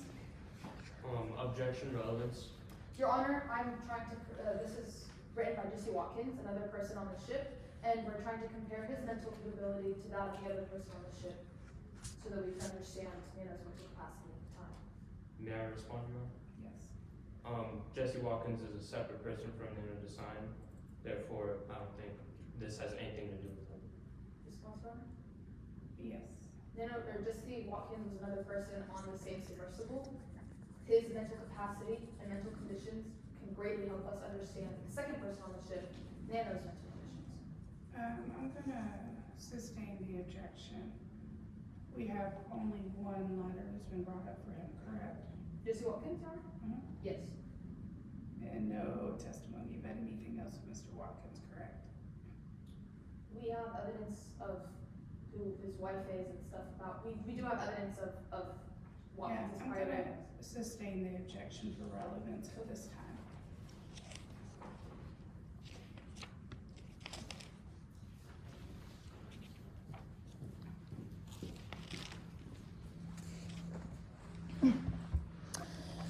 Moving forward, it was testified that prior to the dive, Nano retreated to his penthouse for a full 2 weeks upon learning of the Ellie shipwreck. What is your professional opinion of Nano's behavior? Well, as an expert, but also if I wasn't talking as an expert, I don't believe it's normal for a 35-year-old man to just abandon himself in his penthouse without being heard or seen from everyone. I believe that it was most likely a psychotic break. It was also testified that during the same period, Nano failed to recognize his own home, his tower, in which he resides. What do you conclude of this behavior? It's definitely not normal, as I mean, being able to recognize your own home is definitely a sign of most likely dementia. And it was later mentioned that Nano failed to remember Jackie Lung's name during training. What is your professional opinion of this? Well, again, from what I know, he trained with Jackie Lung quite a few times, so forgetting her name is not the most normal. And from your expertise, how difficult would it be for a doctor to recognize and diagnose these symptoms? Oh, it's very easy to diagnose these symptoms. However, if you're just a doctor who can't really catch things correctly, then you may find it to slip. Dr. Northshire, what can you tell us about the mental side effects of the body as it loses oxygen? Well, as oxygen is slowly dwindling away, then that also means that in a mere 20 to 40 seconds, your cognitive ability and your body as a whole will just, blank, I guess. And for how long can the portions of the brain involved in consciousness withstand the lack of oxygen? Oh, just a mere 20 to 40 seconds. So from your understanding, how would Nano's breathing techniques help him throughout the dive? They wouldn't. I believe that the breathing techniques that Nano practiced on the dive actually were harmful towards him, as they awoke a underlying asthma issue he had. Objection, not an expert. I'm sorry, I didn't hear your objection. Objection, not an expert. Your Honor, my witness is testifying to explain how the breathing techniques could have helped the cognitive abilities of Nano Design. I overruled it, so the way she did, beginning proof her as an expert in cognitive. Permission to approach the witness with what has been marked as Exhibit 9, Your Honor. Permission to answer.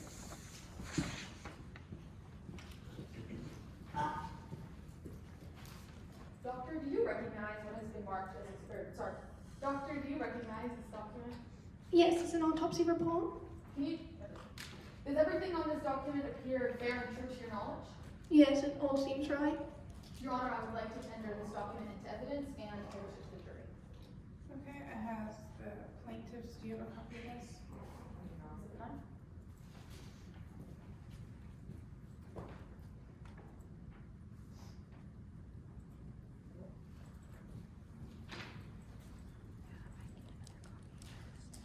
Do you have any objections to it? No objections, Your Honor. Okay. So admitted, and you may propose to the jury. to the autopsy, paper from the notebook was found in Nano's stomach. In your professional opinion, what does this entail of Nano's mental state at the time? Well, paper's probably not the first thing I would think of if I wanted to consume something. So I would definitely say that his mental state had been compromised or had already been compromised at the time. Thank you. I pass this witness, Your Honor. Okay, and would you like to cross-examine this witness? Yes, Your Honor.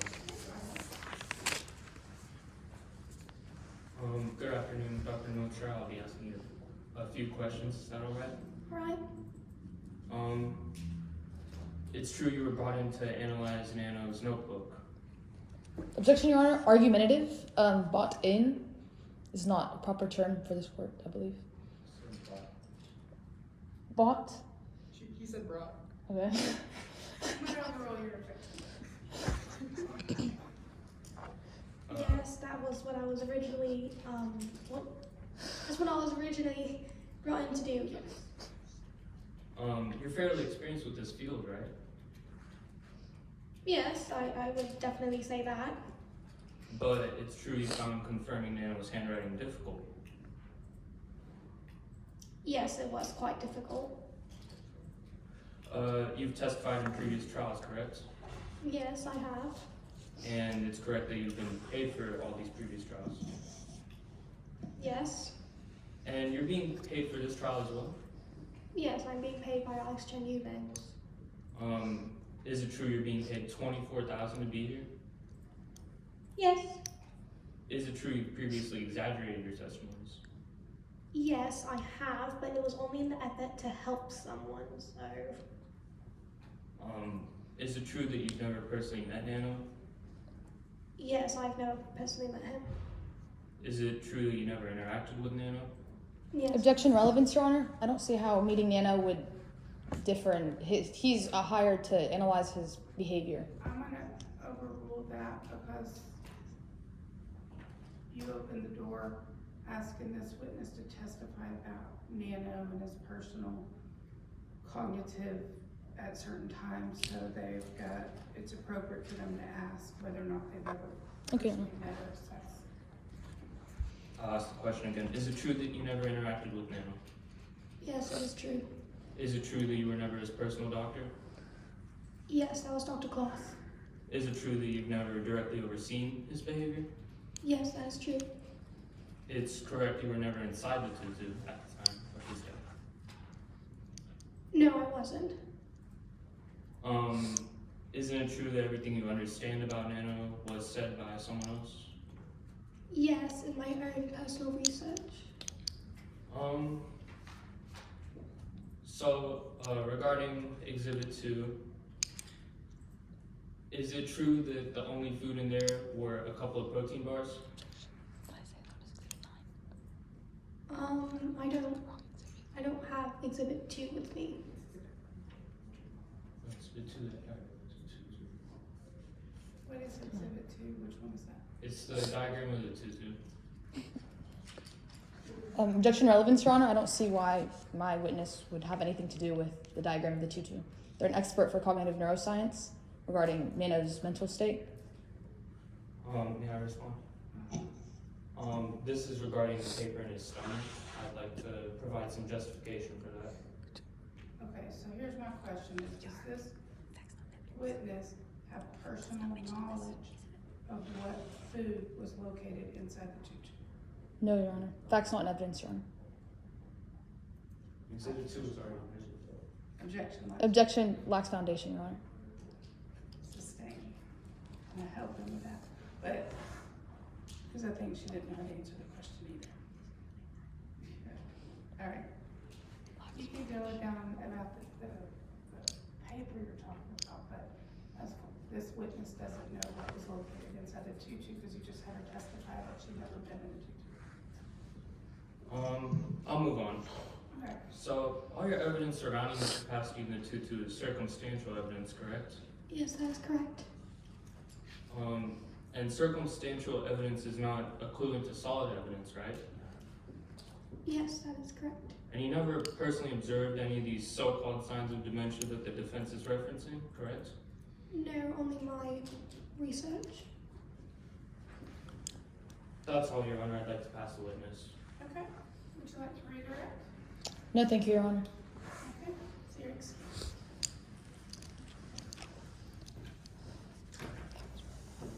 Candidates, do you have any additional witnesses?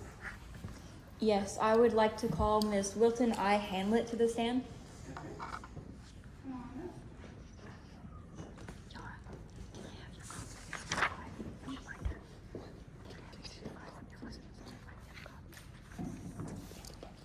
Alright. Do you promise that the testimony you're about to give will faithfully and truthfully conform to the facts and rules of the Montgomery office? Yes, Your Honor. And you can take the oath standing or sitting. Alright. Go ahead. All right. Good afternoon. Can you introduce yourself for the court today? Hi there, my name is Wilton Hanlett. I'm a 34-year-old, and I'm a resident of Texoma City. All right. And what is your occupation? Okay. I was trying to announce my mom, but in real life, my brother played baseball, but my kids. And I forgot that I was gonna be. Sorry, can you repeat that, please? All right. You're fine. You're fine. All right. Can you tell us what your occupation is? I'm an attorney. Y'all may recognize me from the television as the Texoma Handle, where I handle it. All right. And what is your educational background? Well, I graduated back in 2017 from Stanford Law School. Very nice. So what is your relationship with Nano? I was hired as his estate lawyer. All right. How long have you known Nano? Well, I met him 3 days after I finished my bar exam back in 2017, and that's where he hired me. So as your attorney, how often did you meet with Nano? Starting back in 2020, we met once a week at the Nano Tower.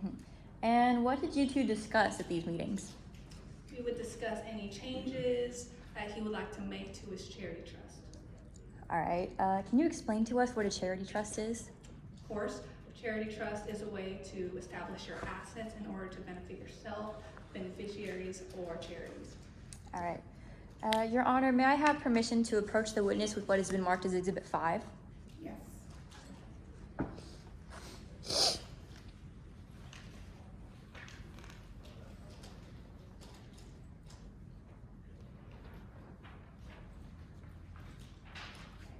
You recognize this document? Yes, ma'am. Can you tell us what that document is? This is the last revised charity trust that we made together. All right. And to your knowledge, does everything on this document appear fair and true? Yes, ma'am. All right, thank you. Your Honor, I would like to consider this into evidence and publish it to the jury. Okay, has the plaintiff reviewed this? Yes, Your Honor. And do you have any objection? No, Your Honor. Okay, so it's admitted and it will be published.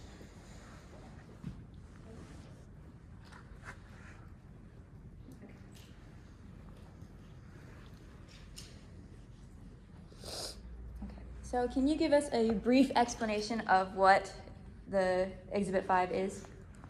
Like I said, this is our last revised charity trust that we made before we went on the DAV. All right. And why is this charity trust so important? Because this is the last known signed document that I was able to look over before he went under this with the submersible. All right. So from your professional experience with Nano, how well would you say that he understood this document? Oh, I would say better than most of my clients, if not all of my clients. Every time we went through these documents, he looked through everything very thoroughly. Why did he tell you that he was so particular about this trust? Well, at his time of death, he owned 57 businesses. He wanted to keep all of them safe if, God forbid, anything happened to him. So, given this information, what do you make of the fact that he threw all of this work out the window to give all of his assets to one person or entity? Objection, speculation. Repeat the beginning of the question. I said, given this information, how or what do you make of the fact that he throughout all of his work on this charity trust too. Sustain the Okay. objection. All right. Okay, Your Honor, I would like to call back up Exhibit 1G, which has already been tendered into evidence.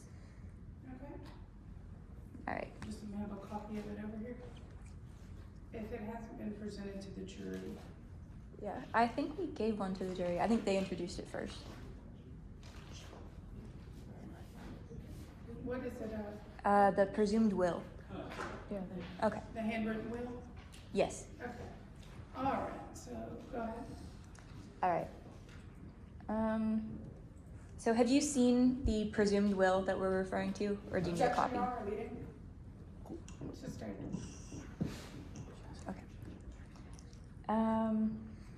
Given your knowledge of Nano, who do you think that the ace in Exhibit 1G refers to? Oh, definitely Alex Cherny-Banks. All right. Why do you believe that? Well, I heard Nano refer to Alex and Ace in the same sentence a bunch of times. Can you provide us with an example of a time when Nano referred to Alex as ace? Oh, I definitely heard him say, "You're my ace valet, Alex." And who, if anyone, did Nano ever talk about leaving his entire worth to? He did speak about that, and when I asked him, he said Alex. But as his attorney, I'm advised against that. And throughout all of your meetings with Nano, was the Aquatic Center ever brought up or included in this charity trust? Throughout my years of working with Nano, the Aquatic Center was not issued or included in the charity trust, not once. And was Alex Eubanks ever listed in Nano's will or charity trust? Oh, a bunch of times throughout the years. All right, I pass the witness. Okay, any follow-up? Yes, Your Honor. All right. Hi, my name is Kelsey West. I'm asking a few questions today. Hi there. How often were you with Nano? Met with him once a week starting back in 2020. Gotcha. And is it true that Nano changed his charity trust a lot? It's true. It depended on times. Sometimes it would be 3 months at a time or weekly, but I would say quite often. So that's a yes. Possibility, yeah. Is that a yes? He changed it often, yes. Okay. Is it true that Nano changed that charity trust fund on October 15th? That is true. That's our last revised. And is it true, so in your opinion, do you believe that Nano could have changed his will in those few weeks leading up to the dive on November 1st? Objection, speculation. Do you have a response? I'm going off of her experience on the fact that Nano changed his trust a lot. So due to the fact that there is such a large gap between October 15th and November 1st, Nano might have changed his mind. But I'm gonna sustain that as speculation. All right, moving on then. Is it true that you were upset about not being in his charity trust?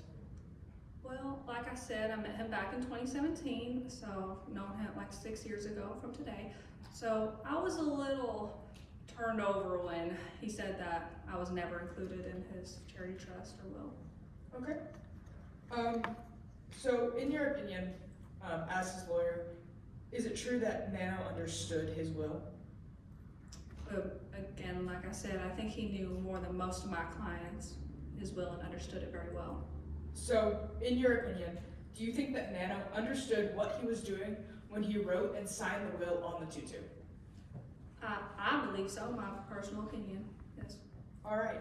And yes or no, Nano did change the charities on his list quite often, switched them around.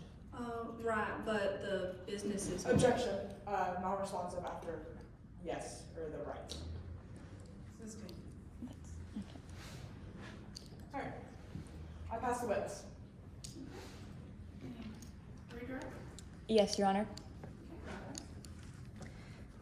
So you did testify just now that the amounts on his charity trust did change around a little bit, but did the businesses or corporations or people that were included in his trust change around? So the 57 businesses were always set in stone ever since I first met him. The people would change on there quite often. Mm-hmm. So, given that he was so thorough with this trust, what do you make of the fact that he changed his will so drastically while he was on the 2-2? I'm sorry, can you repeat the question? All right. I said, given how thorough he was with this charity trust, what do you make of the fact that he changed his will so drastically while on the 2-2? Well, I would say it was very odd. Again, I've known him for years, and that's never happened where it's been that crazy bunch of a drastic change. So I would say it was very odd for him to make that decision. All right, I pass the witness. Okay, can you read for us? Yes, Your Honor. So, in your opinion, knowing him for so long, would you say that Nano cares about the money, or about the businesses he gives the money to? I would say he cares, yes. So, in your opinion, would you call Nano like a charitable man? He cares about that money? Yes, ma'am. So, in your opinion, do you really think it's out of the ordinary for Nano to donate money to an organization that sent him on a journey to find his shipwreck that he cares about? I don't believe he would give it to the aquatic center that just betrayed him. I believe he would have given it to Alex. Even though he cares about the businesses and he was so excited to go on the submersible, you still don't? Objection, argumentative. Sustained. I pass the witness. Can you read your? No, Your Honor. Okay, so you may be excused. Any further witnesses from the defense? Not at this time. Okay, so now we'll move into closing statements. So from our juror members, normally we would have a whole, in a real trial, we would have a whole selection process that we did not do today. And then I'd swear you in as jurors, which again, this is mock, so not like Officer Mark. And then, yeah, I'm sorry. And that one of our jurors' name is Officer Mock, M-O-C-K, just like mock trial. I just connected that. So I'm going to read you jury instructions. So after, they're going to give you closing arguments, and then we're going to send you all back into the jury room to answer these questions on this form. And then Mike and I will probably come visit with y'all after y'all have made your decision. And if anyone wants to give us, just kind of tell us anything that you would like to have learned, you know, just about kind of the kids, not, they're preparing for competition, so any constructive criticism would be great to say, oh, as a jury, we didn't understand this, or we'd like to know more about that. So after they read the closing arguments, first question that we would like you to answer unanimously is, did Nano D-Sign have sufficient testamentary capacity on the day he wrote and signed his holographic will?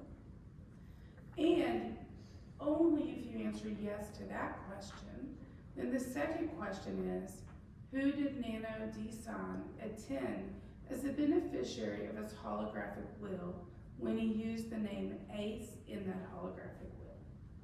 So those are the two questions that the jury's going to be asked to answer today. Okay, plaintiff, would you like to make a closing argument? Yes, Your Honor. Before we continue though, plaintiff motion to move freely about the well. Granted. Thank you, Your Honor.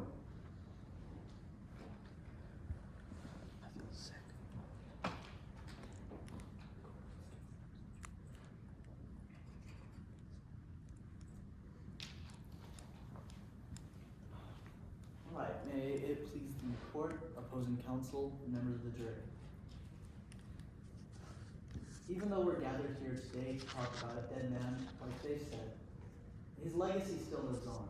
And what we have to consider is that before he left his legacy to the Aquatic Center for Exploration, did he have proper testamentary capacity?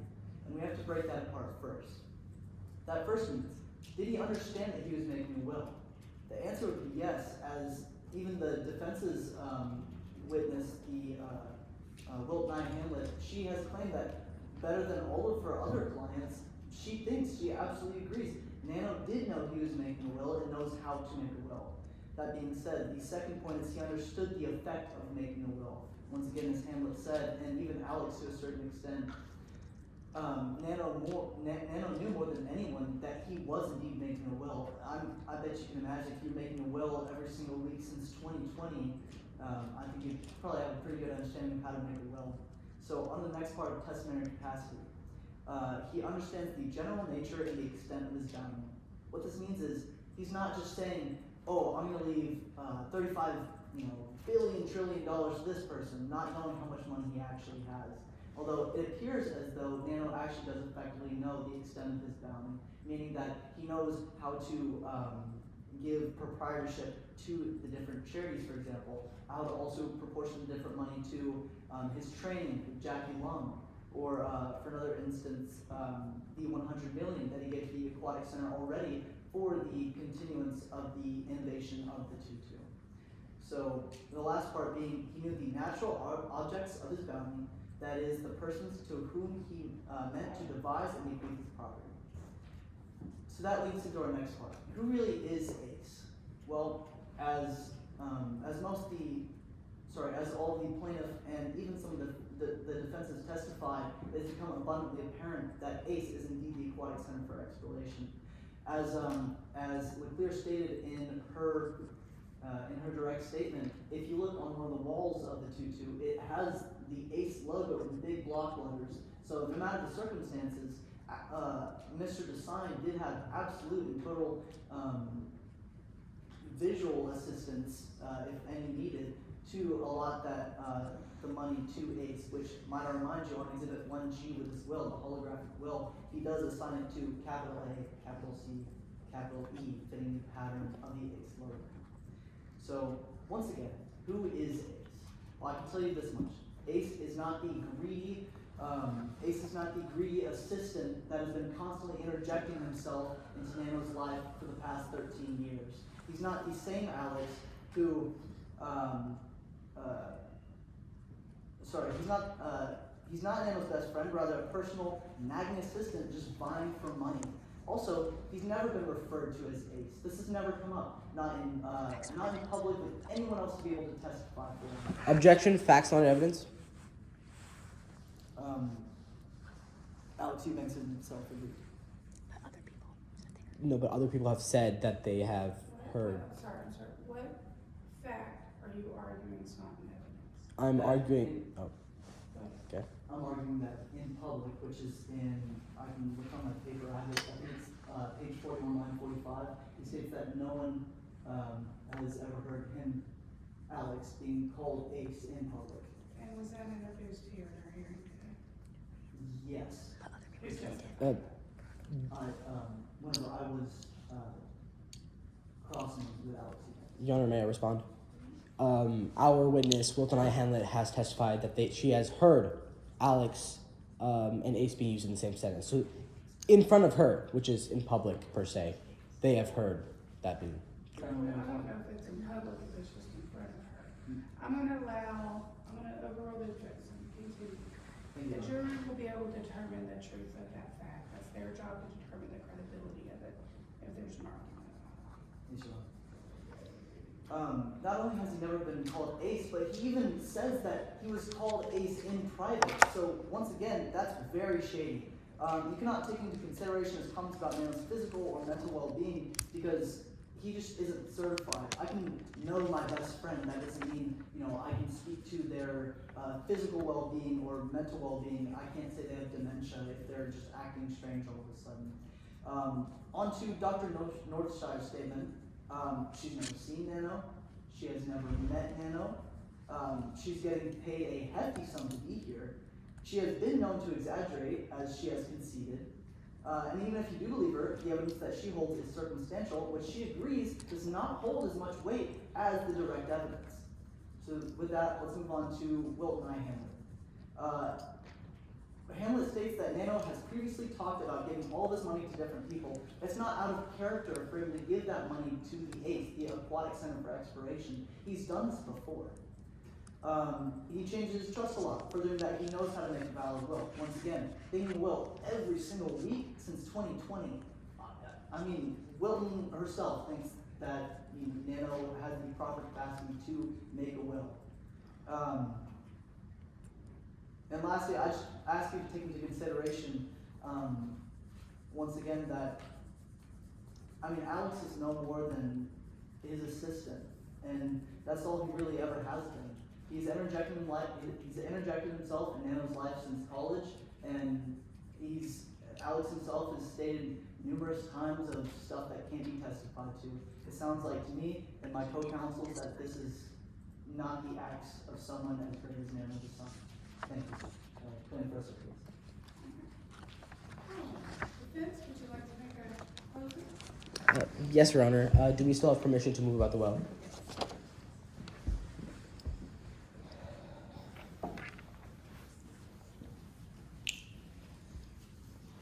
That was a pretty heavy closing from their side, but let's simplify it real quick. Everyone is friends. People that you can rely on, people that you know.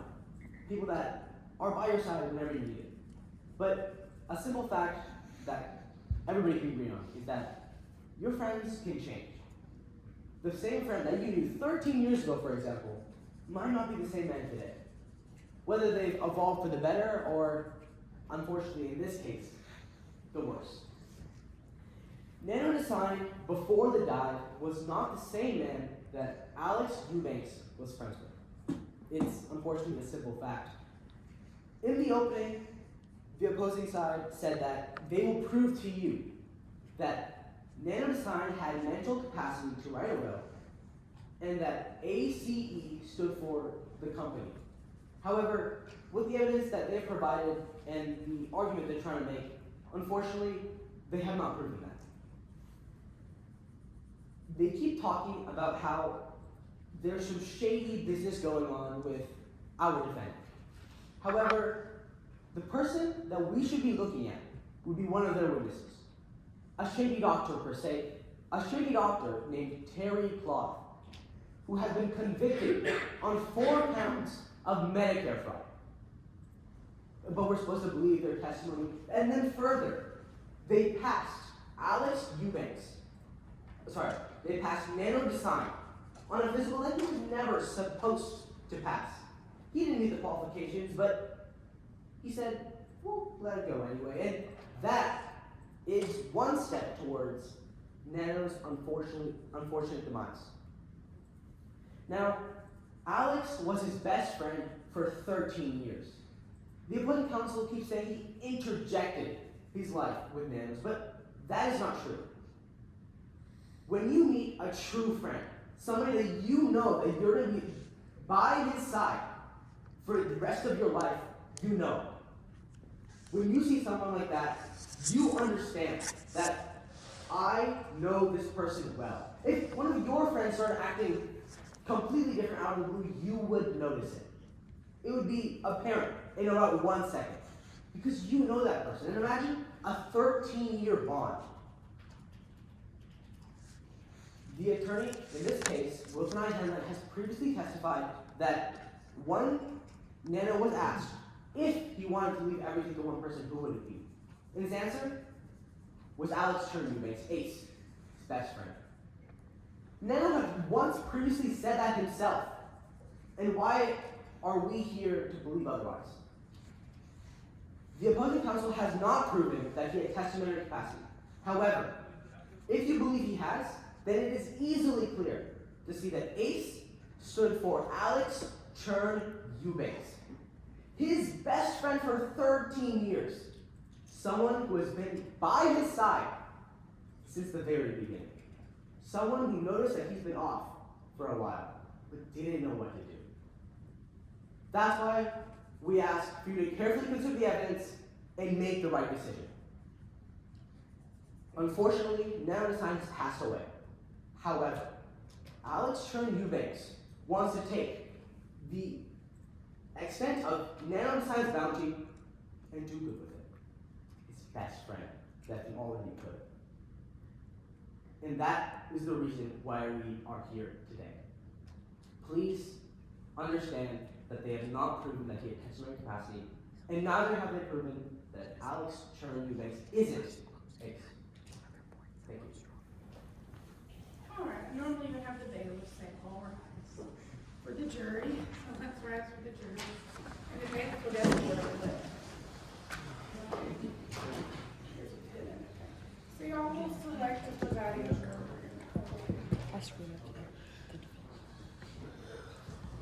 What we say for the jury is a respect thing for the jury. Alright, we'll be back. Yeah, y'all can take any evidence you'd like to do. There's one over here, Ted. What do y'all think?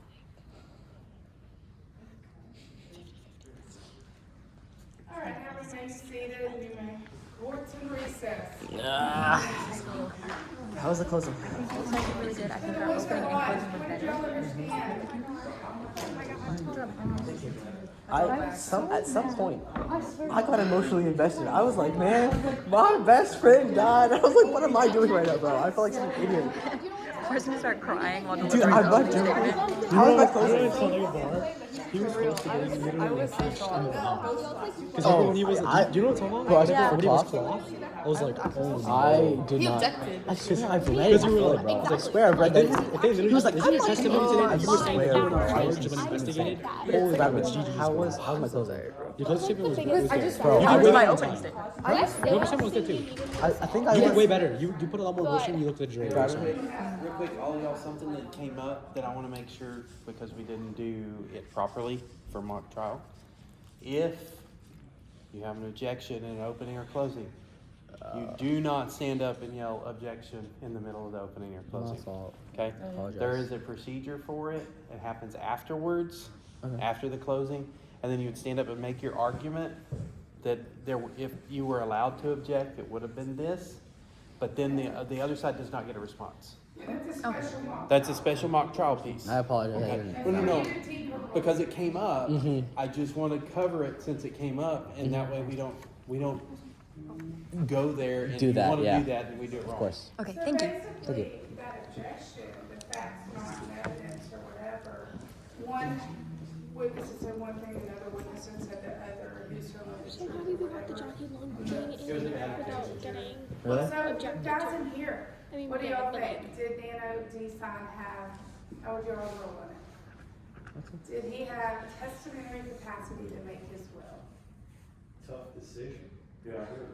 It's muddy at best. But even with the will, who was on the will? That's the jury question.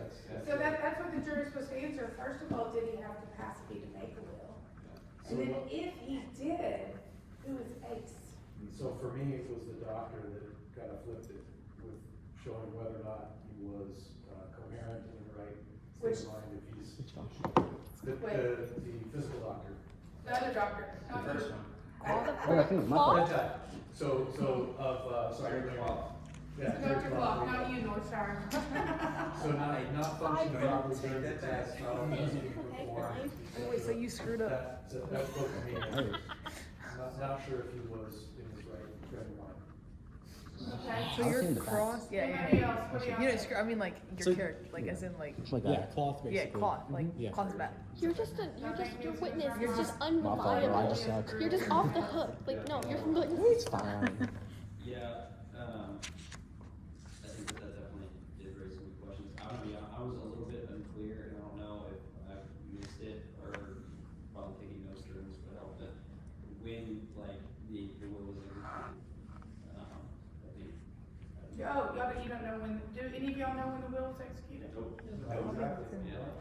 don't want to tell them when the, are you talking what I hear about? Is there when anything he else that actually any of y'all would like to know? Well, so it was obvious, they said that he made changes to his will regularly, so when, what did that look like, what was that timeline? I wanna know that, is it painting a picture of, like, he touch it once a year, and then all of a sudden he's touching it every week?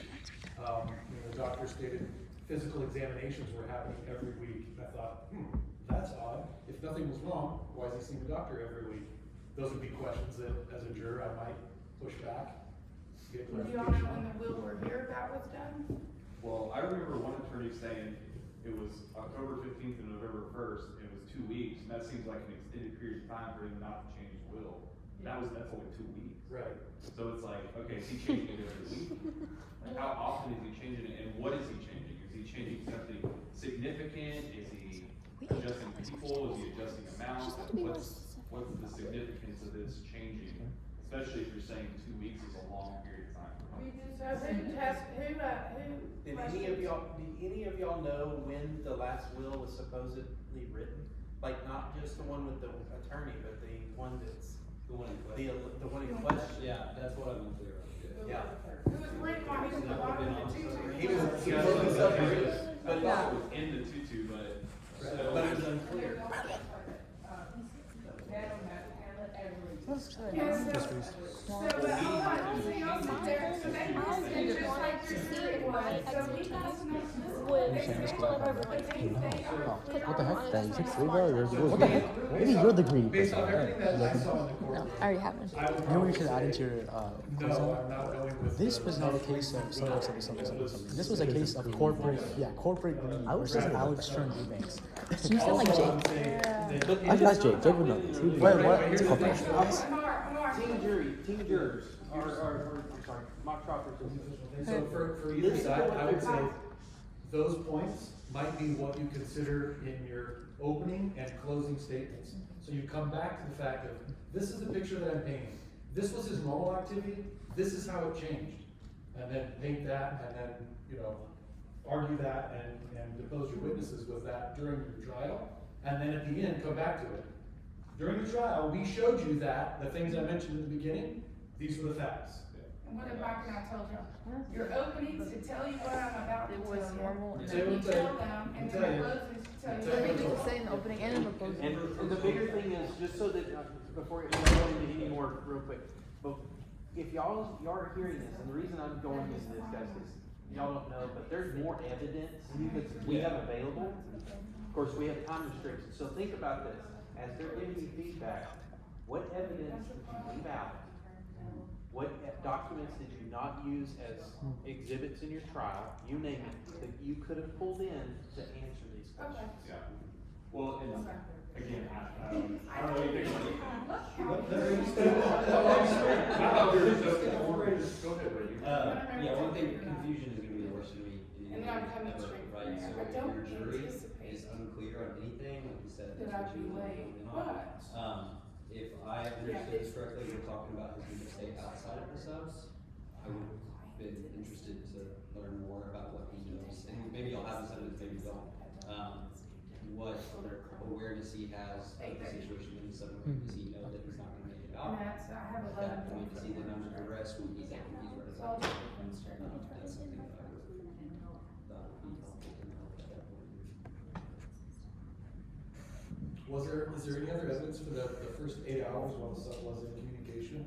Things were going good? So was the communication going fine? Was his health fine? Was there any health decline? Never lost communication? The communication was going well for a certain amount of hours. Yeah. However, after that, all communication with the outside world was kind of cut off. Right, but in that 8 hours, Yes. what happened? Oh, it was going great. It was going fine, and then the subs. That's the thing. We don't know when he wrote his. We don't know if he wrote his will in those 8 hours. The sub stopped responding, basically. Right. Before he completely. Blue light got sent out, which is enable code for, hey, this, something bad. But in the case, it's defined that they didn't know what the blue light was, not even the We're not allowed to company. use any outside It's designed, this is, okay, we know this because we did it law school. All of our questions and all of our exams are just like this. There are no right or wrong answers. There's an even everywhere. But the key is just trying to. Imagine an you know, entire exam there's based on this room case. for play, but there's a lot of stuff That's what you said. I think he'll be smart. You get tunnel vision. You're like, hey, I've got this. I know what What time this is is. this When I by? say X, it means X. Well, it may not mean X to you. Right. You don't have all the other stuff. We just want to get feedback. Give me the good feedback. Did y'all choose what side of the fence you're gonna be on? No. We were You got assigned. Yeah. Okay. So really, when we show up, either our prosecution team will go, or our defense team will go. We're just bad with each other. For practice. Yeah, that's how. This trial is so biased towards. They won't really be an attorney. They won't be Harder. attorneys if they're playing. No, Right, if you I don't ever know like what that side for they're today, just I gotta with say one. that. Because Yeah. Well, I have to say the accents that y'all were using. Bonus points for You that. like those? Thank you. We That's practiced. good. Thank you. The first one threw me off, I was like, oh my gosh, this is where we're going. We wanna check your real quick. Oh, you're already, okay, so one of the things that I would. Who was the first actor? do with Me. this Yeah, meeting that was Hannah. Was as the attorney, personal attorney was up there, go into what type of changes were done in the will, and then I would go into, how the will, or what his mistake was in the stuff, and really harping on. Yeah. Like the one power mode or whatever. Go. I'm scared because I wanted to catch the